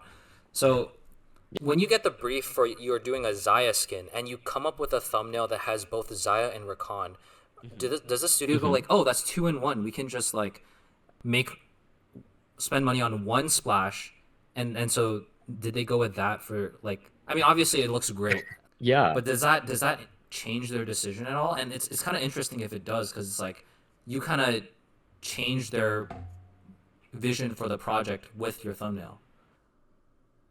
I mean, ideally, like the character that I got commissioned to do was Shaya, Right. and you can tell because Shaya is the one that's like the main character in all compositions. Hmm. And initially, like the direction that they gave me was we want them both in the scene, but we don't want them both to be like showcased. One can be like a character in the background because maybe they were thinking about having an individual splash for each one of them.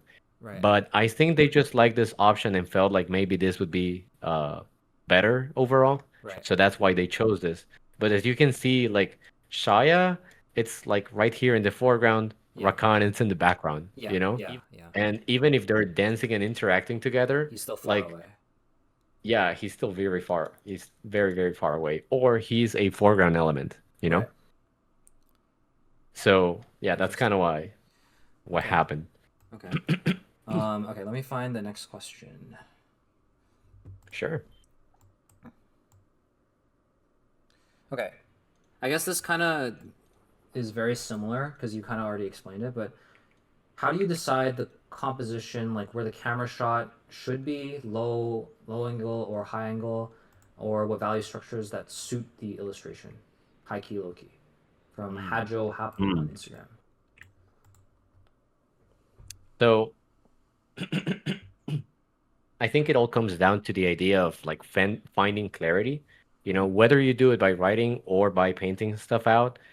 Um, if you're like trying to hone in on the exact value structure that you should use and all the sort of like specific problems, Mhm. uh, the one thing that I would like you to keep in mind, in my opinion, is that everything serves a purpose in an illustration. Mhm. So the more that you're able to find ways to convey that to the viewer, the more compelling the moment and the more memorable the illustration becomes. So, Right. so if you're trying to show someone as a scary character, uh, or as a mysterious character, you're gonna pick a very different lighting setup in comparison to a lighthearted moment, Mhm. like a TFT chibi kind of illustration Right. versus a Blood Moon Aatrox kind of Alex Flores illustration, Right. you know? Mhm. The lighting setup should help you, and like I told you, every element should be thought of as a way to enhance the message, Right. you know? Right. Yeah. I think that's probably like um that's probably why you find some paintings done by amateurs not feel like super good. And it might Oh, not have to right. do with the actual technical side of things, but it more so with the decision making, With the art you direction. know? Right. Yeah. Yeah, exactly. I'm gonna share a very short story. Okay. So I was doing a portrait for a friend of mine, you know, Mm. and she wanted me to paint her like this. Hmm. She gave me like a portrait for reference and everything, but she wanted me to paint her in a way that it felt like she was evil and she was like this badass sort of like Mm. metalhead character, you know? Right. Okay. And this is like my first quote unquote iteration, you know? It looks finished to me. And Well, but yeah, like you can see I'm very much a little bit more expressive with the brush strokes mm. and brushwork in here, the edges and everything. But Yeah, the you thing use a is lot of like, loose strokes. yeah, and the thing is like we can improve this and we can make this better. And she's the one that told me like, you know what? Probably like it would make this a little bit more like fit the vibe if we were to change the necklace for inverted pentagram. Ooh. And if we were to like bump up the contrast level so that it looks like a very, very like dark image. So this is what we did, Oh you know, yeah. Yeah, yeah. from here to here. And it's not a big difference, you know, but like all of a sudden it makes a little bit more sense. It feels like a very satanic painting in a way, you know? Uh-huh. Yeah. Like hail the devil or something like that, you know? Yeah, yeah, it definitely has a like darker feel to it now. Exactly. By the way, And sorry, no, go on, go on. no, no, no. I was gonna finish. I was just gonna ramble. Oh, okay. I mean, I was gonna ask what brush you used for the hair. Is that from Terrence at all? Or am I Oh, like that's very funny that you pointed it out. uh-huh. It's not from Terrence, but it does feel like. Okay. I think this brush I got from Anthony Jones, so probably can't Ah, share it, but I can show you what it is. I see. So it is this brush that has a lot of texture to it, Ooh, that and it looks is nice. controlled by the tilting of the pen. Oh, pen dude, I never fully grasped like how pen tilt like works with like brush texture because I have similar brushes, but I just didn't really fully understand. There's a brush by Yeah. Wang Jie that he used for like some figure drawings. I was like, dude, that's crazy. And it Oh had like a yeah, for sure. traditional feel to it. But Uh-huh. And don't even ask me like how do I get the brush, the kind of brush stroke that I want, right. because I'm not in control of it. Oh, Sometimes what I would like to do right. is like I do this and say, okay, this works. Or maybe this doesn't. Like let me give it another try. It's like the This happy feels little better. accidents thing, eh? Yeah, and then I can like if this is the brush that I liked, for example, for creating texture and some sort of like surface, Hmm. then I can create the brushstroke in a separate layer and then just warp it. But like I'm Ah, gonna get a very different mark if I do if I move the pen in a certain way. right. So I just mess with it until I get what I want and I put it in place. You're finding the order in the chaos. Yeah, exactly. Mm. Oh, also, I had this really deep question that I think most people are wondering. It came from a guy named Loose Stroke on Instagram. What splash art brushes do you secretly use, and why do you keep it hidden from the rest of all of us? It's my secret, man. They'll never be available. She okay, Um, okay. Well, we'll keep it that way then. We'll gatekeep it a little. yeah. But Can't let them have all the secrets, you know? right, because if they get Um, the brush, then they'll just become splash artists at that point, right? Like, yeah. You know, very, very clever for the one who asked that. for real, Um, smart I do guy. have, yeah, I do have a couple of brushes. Most of these I picked over the years from artists like Evanly. I'm gonna show you one that I use that it's very Evanly. Is So that the guy that this does one, for anime example, stuff, or? ooh, based on the one that he got. So Oh. what you get right here, it's like a very quote unquote soft edge in one side and hard edge in the other. Right. So it is like really useful to describe form and to create hard edges. So let's say you're trying to draw like, I don't know, like a cylinder. So you might go like this and then like this. But how do you And then blend it? Oh, you can okay. you Okay. can smudge it out, you know? Right. And then you can refine the silhouette. Hmm. So so you can Simple get a and lot of easy. like cool stuff just by like sculpting, you know? And that's Right. kind of what most of these brushes allow you to do. Hmm. So this is the one that I keep using most of the times for like um basically when I'm filling out the lighting information in a painting, I think this is my go-to. Mm. The other one that I use is this sort of airbrush, but it has a little bit of like noise to it, if you can see, Mm. which I got this one from Robot Pencil, and I think it looks good because it makes it feel less digital. So Right. cool. Um, I've got this other one that I don't find myself using as often, but this is like a texture brush for like metal or scratches or Ooh. any sort of detail like that. Okay. So Do you wanna? We can yeah, I maybe just link your. Well, I don't know. Do you give your brush set out or yeah. like? Okay, okay. Then we can just link it in the description later. Yeah. Yeah, that would be like a freebie for them to grab. Okay. Uh, Awesome. Awesome. Awesome. yeah, Besides yeah. that, there.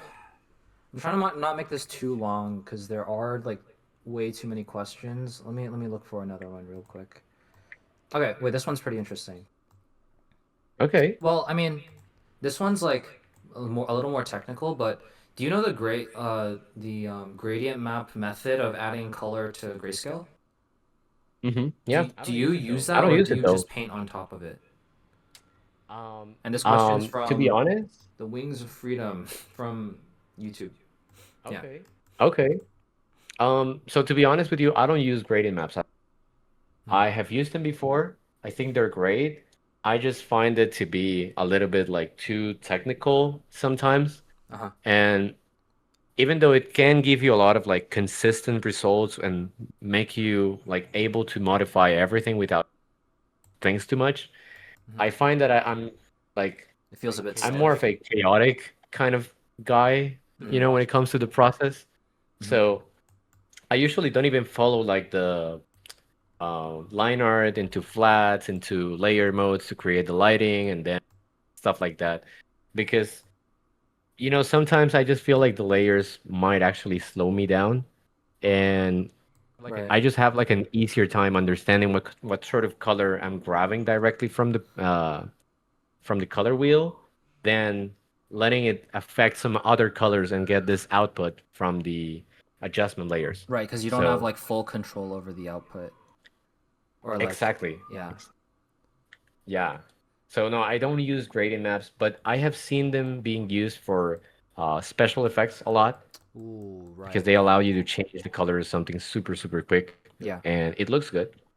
But yeah, I don't personally use them. true, true. Okay. And then I guess we already covered these two. What's your opinion on using 3D and how far do you go with it? This is actually pretty good. Mm. Um, I think I didn't use any sort of 3D until I worked at Pandart Mm. because before that I thought that everything had to be like perfectly drawn and perfectly like put into perspective only using drawing. Because if not, you were a cheater. And Well, just then just to turns out, clarify, sorry to interrupt again. When we say using 3D, we just mean using a 3D software to either like block in some background elements or like uh, Mhm. add a pose, add some lighting, see how lighting affects the pose, and either directly insert it into your illustration and use it and paint on top of it, or just use it as a reference. But yeah, sorry, Yeah, continue. yeah, fine. I think the like up until I worked at Pandart, I had never used it, but I found out that many of the Chinese artists that I admire have used it. And I think it like not only it makes your life easier, but you actually get better by using 3D Oh, because how so? you get to see exactly like what you didn't get right and how uh, it should look when it's right. Mm, So I find myself going through a lot of like the Sketchfab models Mhm. when I'm doing a painting. And this is a website that I only use to take screenshots of and then paint on top of them. Mhm.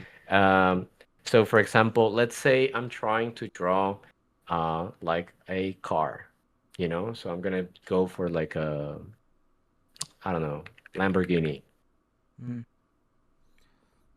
And let's say this is the perfect model, you know? And as you can see, maybe the model is not a huge thing, you know? right. It's very low poly. It's not like the finished thing, but it actually allows me to understand, first of all, like the lighting, you know? You can see me moving this thing and understanding like how the lighting interacts with the different materials, like why the highlights happen and everything. So it's like a pretty good way to understand like what you're missing. Right. And then it's like perfect for you to just grab a screenshot and paste it on top of your composition, Right. you Like know? that fits the And if you perspective don't and like everything. it, yeah, if you don't like it, you can just move it around until it fits. Mm, So this is like not only something that I do now for like geometric objects, but you can also do for like let's say a face. If you right. don't know how to draw a face, like you can look for many different tools. One of them that I think it's not like really used, uh, if you look female stylized head, And do you find all your anime, assets on Sketchfab specifically, or are there any other resources people can look for them? I mean, I think Sketchfab is the one that I go for all the time. Okay. Uh, like most of the models are not like something that you can use directly as a finish, Uh-huh. quote unquote, but you don't need them for that. You're only using them for Like like guidelines? yeah, just like guidelines to avoid spending hours drawing a face to realize it didn't really fit the Right. perspective, you know? Right. Yeah. So I can use this and learn from this, like I told you. Like I have a hard time drawing like stylized female faces because I'm used to the Osaro head proportions, you know? Oh, Because I've right. been like studying it for so long, right? Mhm. And this is like completely different. So like I can take this and see what it looks like in perspective, and I can see exactly the kind of like edges and the kind of like forms wedged into each other to see why they look soft and cute instead of like harsh and like fucking a sour head, you know? Yeah, right. So, um, so yeah, this is something that I do when I'm having a hard, like I can just copy paste this model and either trace it, learn from it, or just paint on top and modify the facial features to match the character. But like this is something to save time and to make it more efficient. Exactly. Um, And how far would you go one with it? more. Like, Oh man. do you pose an entire figure? Do you like bash in like a lot of background elements, or like what's the most commonly like like I guess extent you would use it to? Hmm. So I only use it when I have a hard time drawing something. I only Mm, do whatever is fastest, basically. right. So if I'm really fast at painting faces, this might be a waste of time. But if I'm having a hard time like setting up the structure of a scene or something, then this is I'm gonna show you one like a couple of paintings that I'm doing right now. So you might see like how much photo bash I use. Right. Oh, is this the ones Um, you did for students? yeah, Okay. haven't finished them, but yeah, Right. yeah. All So right. I've been working on this piece, and the whole point of it is that when you look at it in a small sort of scale, it looks finished. Or I mean, you get the idea of like what the elements are supposed to be. Right. So I'm only painting what I have like an easy time with. Everything else I'm photo bashing because like I'm gonna paint on top of it later. I just need something to be able to judge and correct rather than imagine from scratch. Right. So like the most common use is like weapons. You can see how it is freaking photo bash, right? Mhm. And if you have the 3D model of the character, sometimes you don't, but like sometimes you can find a similar thing and pose it. Like weapons are like a best, like a very commonly used as a 3D blockout and then paint it over because they're like complex forms in perspective. and still you're gonna have to modify them to better match the scene. But this is a great way to save some time.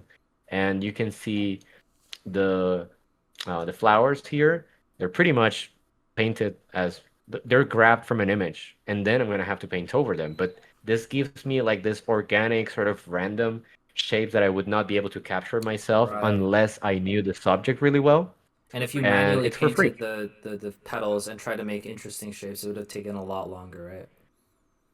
And I would have ended up with a lot of like unintentional repetition and something that Right. didn't Right. like tree branches. So yeah, that's why.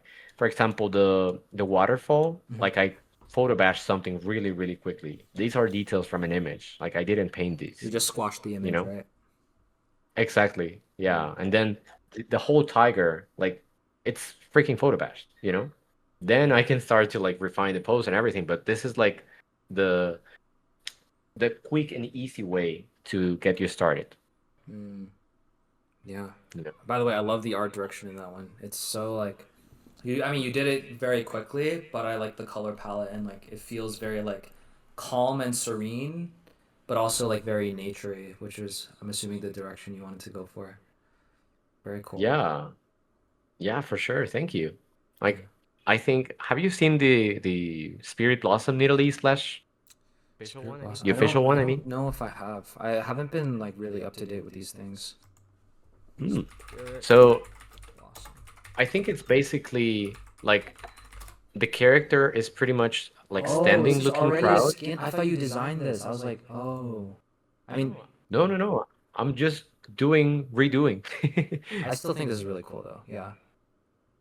Yeah. So, Interesting. like, I'm a huge Needle League player, but I didn't really like the skin because I think it has a lot of potential and played it so safe. Right. I know it's not the artist's fault or anyone's fault, really. Uh-huh. It's just the nature of the beast. But I wish I could see a splash art where the tiger had a lot more of like protagonism. So it didn't feel like a secondary character in the back, but more Right. so like they're actually interacting, you know? Right. So yeah, that's kind of what I wanted to. That's kind of the reason why this painting exists. And I hope I'm able to finish it sometime soon. Dude, I would love to see the final product of this. Oh, okay. I mean, I guess since we're already recording for so long, I guess this is about a good time to like start preparing for the end. But I'll give you a Hmm. couple last few questions. Some of them are just gonna be more fun and silly, so people can get to know you. Okay. Um, Okay. but a lot of people are curious about, when is the next YouTube video gonna be? When are you gonna finish this in Italy and post the process and give us a breakdown? Oh God. No pressure. Oh God, you're putting me on the spot, man. I'm just kidding. You don't. By the way, you don't have to give us a concrete answer if you don't know. But No. No, that's fine. That's fine. So, short answer, I don't know. Long answer, I don't know, but I really want to get it done. You know? okay, Over the years, type I've shit, type realized shit. that the one thing that I actually enjoy, probably even more than painting, is teaching and doing Interesting. videos and like doing this kind of thing together. I Mhm. really do enjoy it, and I really want to spend more time about on 2026 on this stuff. Right, Um, right. so I so remember a long time ago you mentioned to me how you wanted to do a like full guide for splash arts. Do you still plan on giving people that video or? yeah, yeah, yeah, it's happening. Okay, Like sick. I I swear look to forward God, to it's it. happening. I look forward to it. But yeah, hear me out. Like the thing is, um, YouTube, it's like a completely different beast than painting, right? So you Right. have to learn a lot so that the production quality looks good and everything. Yep. And sometimes, like, I go against my own advice of like, focus on the quantity, not the quality, and the quality will come naturally, right? Right. But it's scary when you're doing it on a different thing, like YouTube. I'm not experienced with it. I No, it's just like yeah, record and stuff like that, and that's it. But I don't know how to edit. So I'm exactly. actually thinking about hiring someone that maybe is able to help me with the editing or stuff like that, so I can put out all the content that I have, in my hard drive. Like I have Yeah. two of these bad boys like filled up with the process of the illustrations that I'm doing, and I can't wait to release them. It's not that they Honestly, don't allow me. It's just that bro, I so think much time people would consuming, love right? to see that video. Like, Yeah, like there are a lot of people who are like, "Oh, we've seen this guy's videos before, but like, how come he hasn't posted in so long?" Like, the insights you've shared in your previous videos have been super helpful, especially like the portfolio like tier list and like the specific techniques. Oh man. But in Oh terms of man. like what you said earlier about like a bunch of reps, I feel like you should give cut yourself some slack because like um I think when you already start off with like a decent reputation, it feels a lot more risky to like not be perfectionist because if you just post out random shitty videos, right? Like it's gonna feel like you're ruining your reputation and you already have like a decent amount Yeah. of like subscribers, right? So it feels a little risky. So I can understand that. Yeah. Yeah, that's kind of the point. But for sure, I want to like put out a guide about actually the early stages of a painting Hmm. because I recently learned a lot of things through trial and error, best Right. teacher ever. Right. And I don't think they're too talked about on YouTube. Some of them you mentioned here in your video. Mhm. Some of them I think are still well, really not too talked about. Yeah, And for sure. this was pretty much what my workshop was about for those of you who knew that I was doing a workshop and missed it. Right. Uh, so yeah, you can expect this to be out probably in like less than a month because this is like a shorter Oh. sort of like goal of mine. Oh, okay. But yeah, Interesting. I didn't know you were gonna yeah, post like so soon. But yeah, that's exciting. We all look forward to it. I guess yeah, appreciate it. we'll plug your YouTube and ArtStation and everything here. Uh, Also, last final fun questions. Do you eat cereal Okay. a lot, by the way? No, I'm sorry to disappoint you. Oh Like, fuck. I don't want to There's get into the a whole debate of like milk first or cereal right. first because I'm no authority, man. I don't eat cereal. I'm sorry. Okay, okay. Okay, then I'll do a different one then. What's your favorite Okay. movie, anime, show, or game, and why? Oh God. So here's something fun. I don't recommend this, but since since for the past like 10 years or so, I am obsessed with Riot games. And it's Right. not only up until recently that I discovered that there was this thing called Disney and there was this thing called like anything else but Riot, right? So I've been like so tunnel Riot vision into syndrome. Riot Uh-huh. that it feels like my only influence really is that. But I can tell you about my favorite series, which is Better Call Saul. Better Call Saul Oh, kind of thing. interesting. Okay. Okay. Yeah, I So really I'm love the assuming you watched character like and Breaking Bad as well then. yeah, I already did, and it's amazing. But Better Call Saul is the one for me. Okay, okay. And Who's your favorite character? favorite favorite character, oh man, like I just love Jimmy. I love Saul, the main character. He's Mm. amazing, man. But You're if I had the to pick like a secondary character, it would right. probably be Chuck, the evil brother. So Evil. I love Oh, the the character guy as who's well. like allergic to like the Wi-Fi To waves or to whatever, right? electricity. Yeah. I mean, to be fair, okay, I think he was definitely antagonized a lot. Well, I don't know if that's fully true. I haven't watched it in a while, but he definitely Mhm. came off as like the dumb, like just doesn't fuck with his brother kind of person. But I think he did like he was like communicative of like.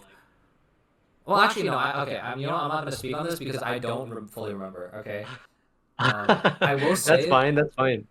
my one of my favorite characters is definitely the what's it the tall uh Mexican guy from the family. He was like he's really charismatic. I don't remember the name. Um, Okay. Wait. he was So, always like, like smirking, but he had this like eerie like evil presence about him. oh, I know Do which you? one you're talking What's about. his name again? Uh, oh my gosh. I just forgot. I had it. I swear to God. Nacho. No, it was not Nacho. It was Oh, the Nacho was the good Salamancas. the oh Breaking Salamanca. Bad. Oh right. Something Oh my Salamanca. gosh, how dare I forget? Um, Wait. This Lalo. guy Oh, right here, Lalo, right. Lalo. God damn it. Yeah, I had it on the tip of my tongue. Wait, dude, Yeah, he's an amazing do you play character. Valorant at all? I tried. I did try like a few years ago, but since everybody that I already knew was like super good at the game, I had a hard Ah, time like actually starting, so I never really the did. learning curve, eh? No, I was gonna say like Yeah. they had a character that looked exactly like this. His name is Teo. Wait. Wow. Because he has the exact like white hair design that Lalo has here. Teo. Wait, can you send a picture? I'm Yeah, actually yeah, yeah. curious. I definitely can. Yeah, man, freaking Lalo. Such a great villain. You Lalo know, from Valorant. the one thing that people criticize about this character is that he's actually Oh, like he's actually a bad villain because his motivation is like, haha, I'm just so bad right. and I want to ruin your day. He doesn't really care about the like. He's just there to have fun, like for the Yeah. sake of it, Yeah, kind of he's a thing. psychopath. Yeah. Oh yeah, I can definitely see the resembling. This is a new character, right? Quite relatively new. Yeah. Hmm. Okay. Yeah, yeah. Okay, but other than Yeah. shows, like, is there any like games that you typically enjoy? Mm, Card game? No, I'm kidding. so yeah, so I do kind of enjoy my TCGs. I am very much guilty of spending a lot of money on freaking expensive cardboard, aka Yu-Gi-Oh! I don't do a lot of Pokemon. Uh-huh. And I so funny. I find it to be funny that I'm speaking of this as like drugs that I'm doing. Right. Yeah, I don't do a lot of Pokemon. I only I don't gamble a entry lot. I don't drugs. smoke. Yeah. Yeah. Yeah, that kind of thing. I do love Yu-Gi-Oh! And I think my favorite anime show, like it was way back in the day, but I really enjoyed Saint Seiya. Saint Did you ever Seiya. watch that show? What is that? Oh No. my gosh. Let me show you. Is this like an old anime? Yeah. Oh, I definitely don't know The guy, too much about those ones. yeah. Interesting. These guys with the golden armors and stuff like that. Wait, is that's like Sailor Moon kind of, or am I? Maybe a little bit. Uh, But yeah, this is like my childhood memories. whoa. So OG Power Rangers question mark? yeah. Also, dude, I mean, do I'm you sure. wanna okay, after this, do you wanna show them like the packs we opened in front of each other? Show them what you got. Yeah. Yeah, why not? All right. Wait, I have to make sure that I have it right next to me. I saw mine. But they're different games, unfortunately.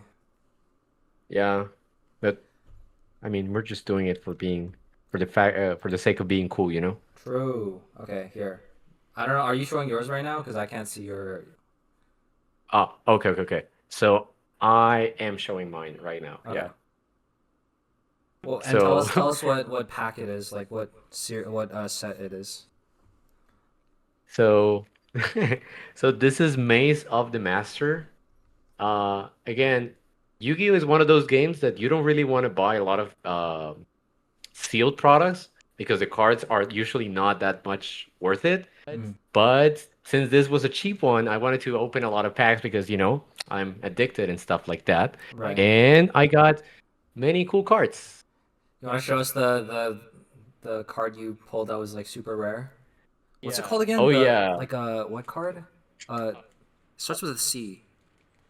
Or Uh, this was you mean the name of the card? no, the name of a rare card in a set that you pull. I'm kind of more new to this, but Oh, so this card is it's called Seventh Tachyon. Like oh no, I I'm think I was so referring proud of more to this. like the the like the super rare card that you pull in like any TCG. Like what's that the title for that called? Like the what card? The Oh, you mean Exodia? no. Like the name you say for like super rare cards. Like the calling. No, Oh, Secret? not the secret card. Like the fuck. We talked about this earlier, and I thought it was a pretty cool term, but Like Oh, every ghost rare? no, no. You know what? It's fine. Don't worry about it. We'll figure it out later in our own time. Okay, okay. So it's not a rarity. It's like a specific card, right? Like the card that most people are going after in a Meta. set. Oh, meta card. No, Meta cards. no, no, no, no. You know what? It's fine. It's fine. This is Okay. okay. Yeah. I'll Okay. show Yeah. people what I Scrap that opened. idea. Yeah. Yeah. So Okay. I Yeah. recently got Show me like what you got. a bunch of Riftbound packs from a friend. Shout out to Carol. Uh, and this is what I pulled in front of Santiago. He chose this pack specifically, by the way. So let me just put it in the right order for people to see.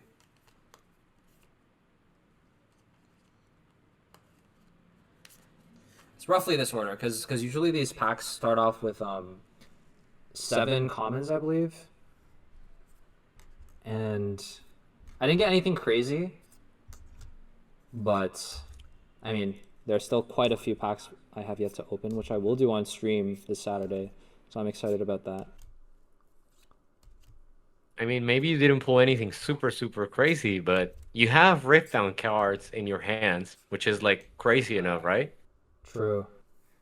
Yeah, I mean, yeah, it's well, actually, it's from what I've seen. Even though a lot of people say it's like impossible to get your hands on, like I think it's just like very expensive. No, like you can get your hands on it, but like to get it, it's like I think in TCG shops in Canada at least they cost like 20 CAD to 16 CAD to like get one pack, which is insane.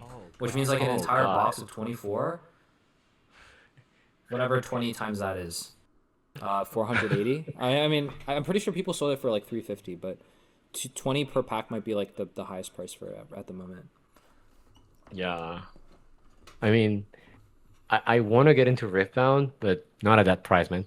Yeah. No, when it becomes more affordable, and if we ever like go to Lightbox together, we should like do a little duel. It'd be fun. I am so down for that. That is if you figure the visa situation out. Yeah. Funny enough, I think I'm actually going to travel to China. So, Actually, oh, are you meeting Cheng Wei? I mean, I'm not sure if he's going to be there. I wish, I wish. I'm not sure yet, but Wait. hopefully. Okay. So why are you going to Um, China?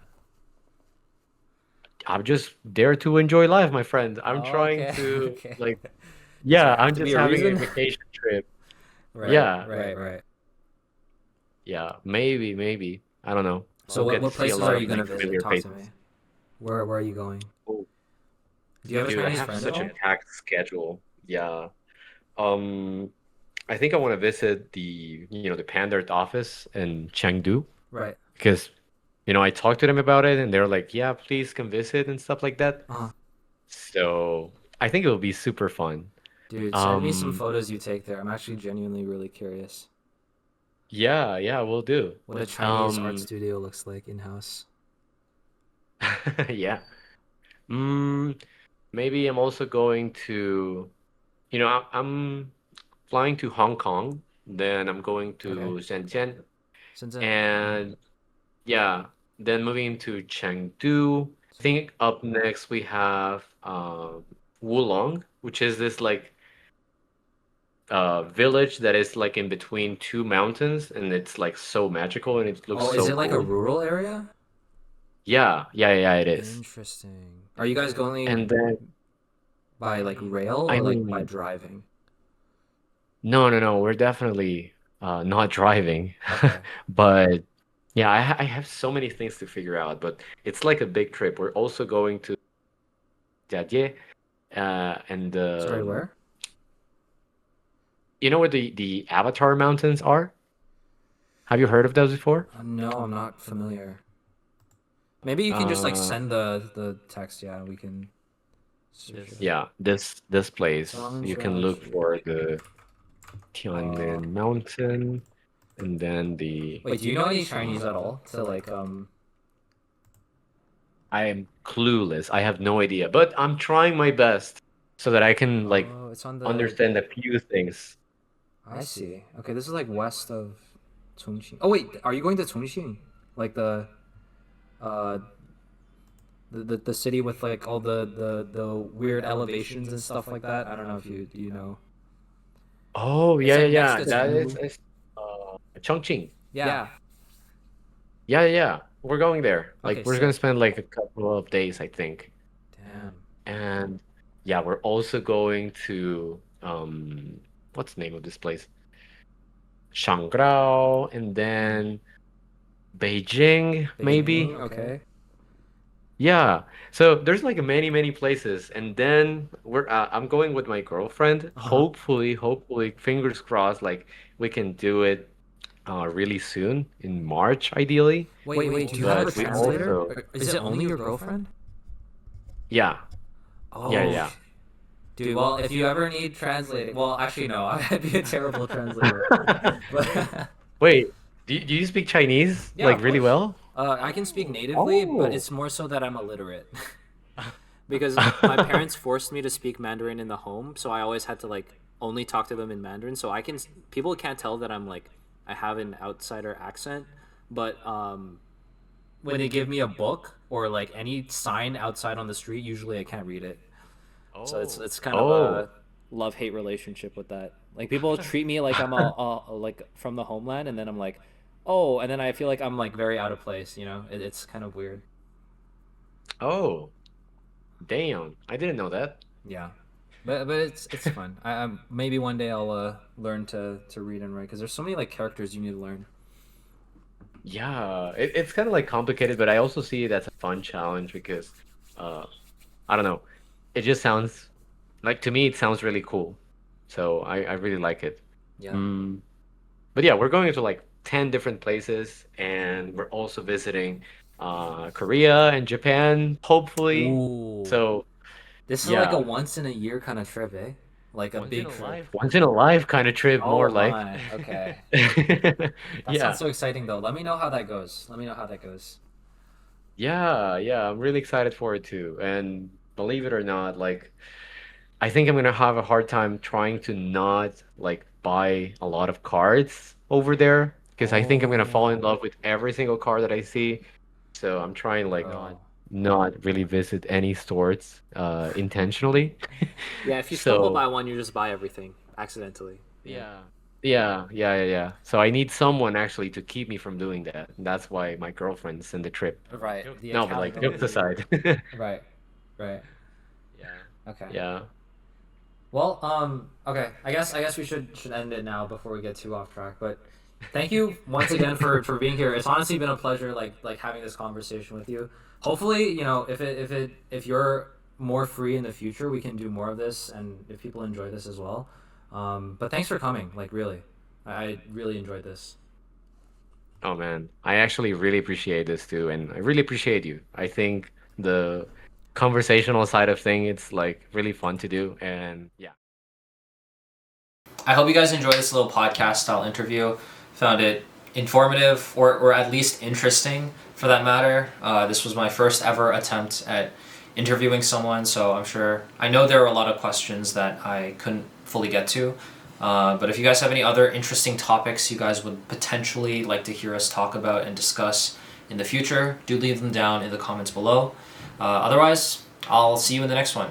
Oh, and before I forget, if you guys enjoy these kind of interview style videos with splash artists, I have a really good friend who does a lot of these styles of interview and more, including like small little lessons on art. His YouTube channel is called Illustrator Artisans. So do check him out if you guys are interested. Otherwise, I will see you in the next one. For real this time.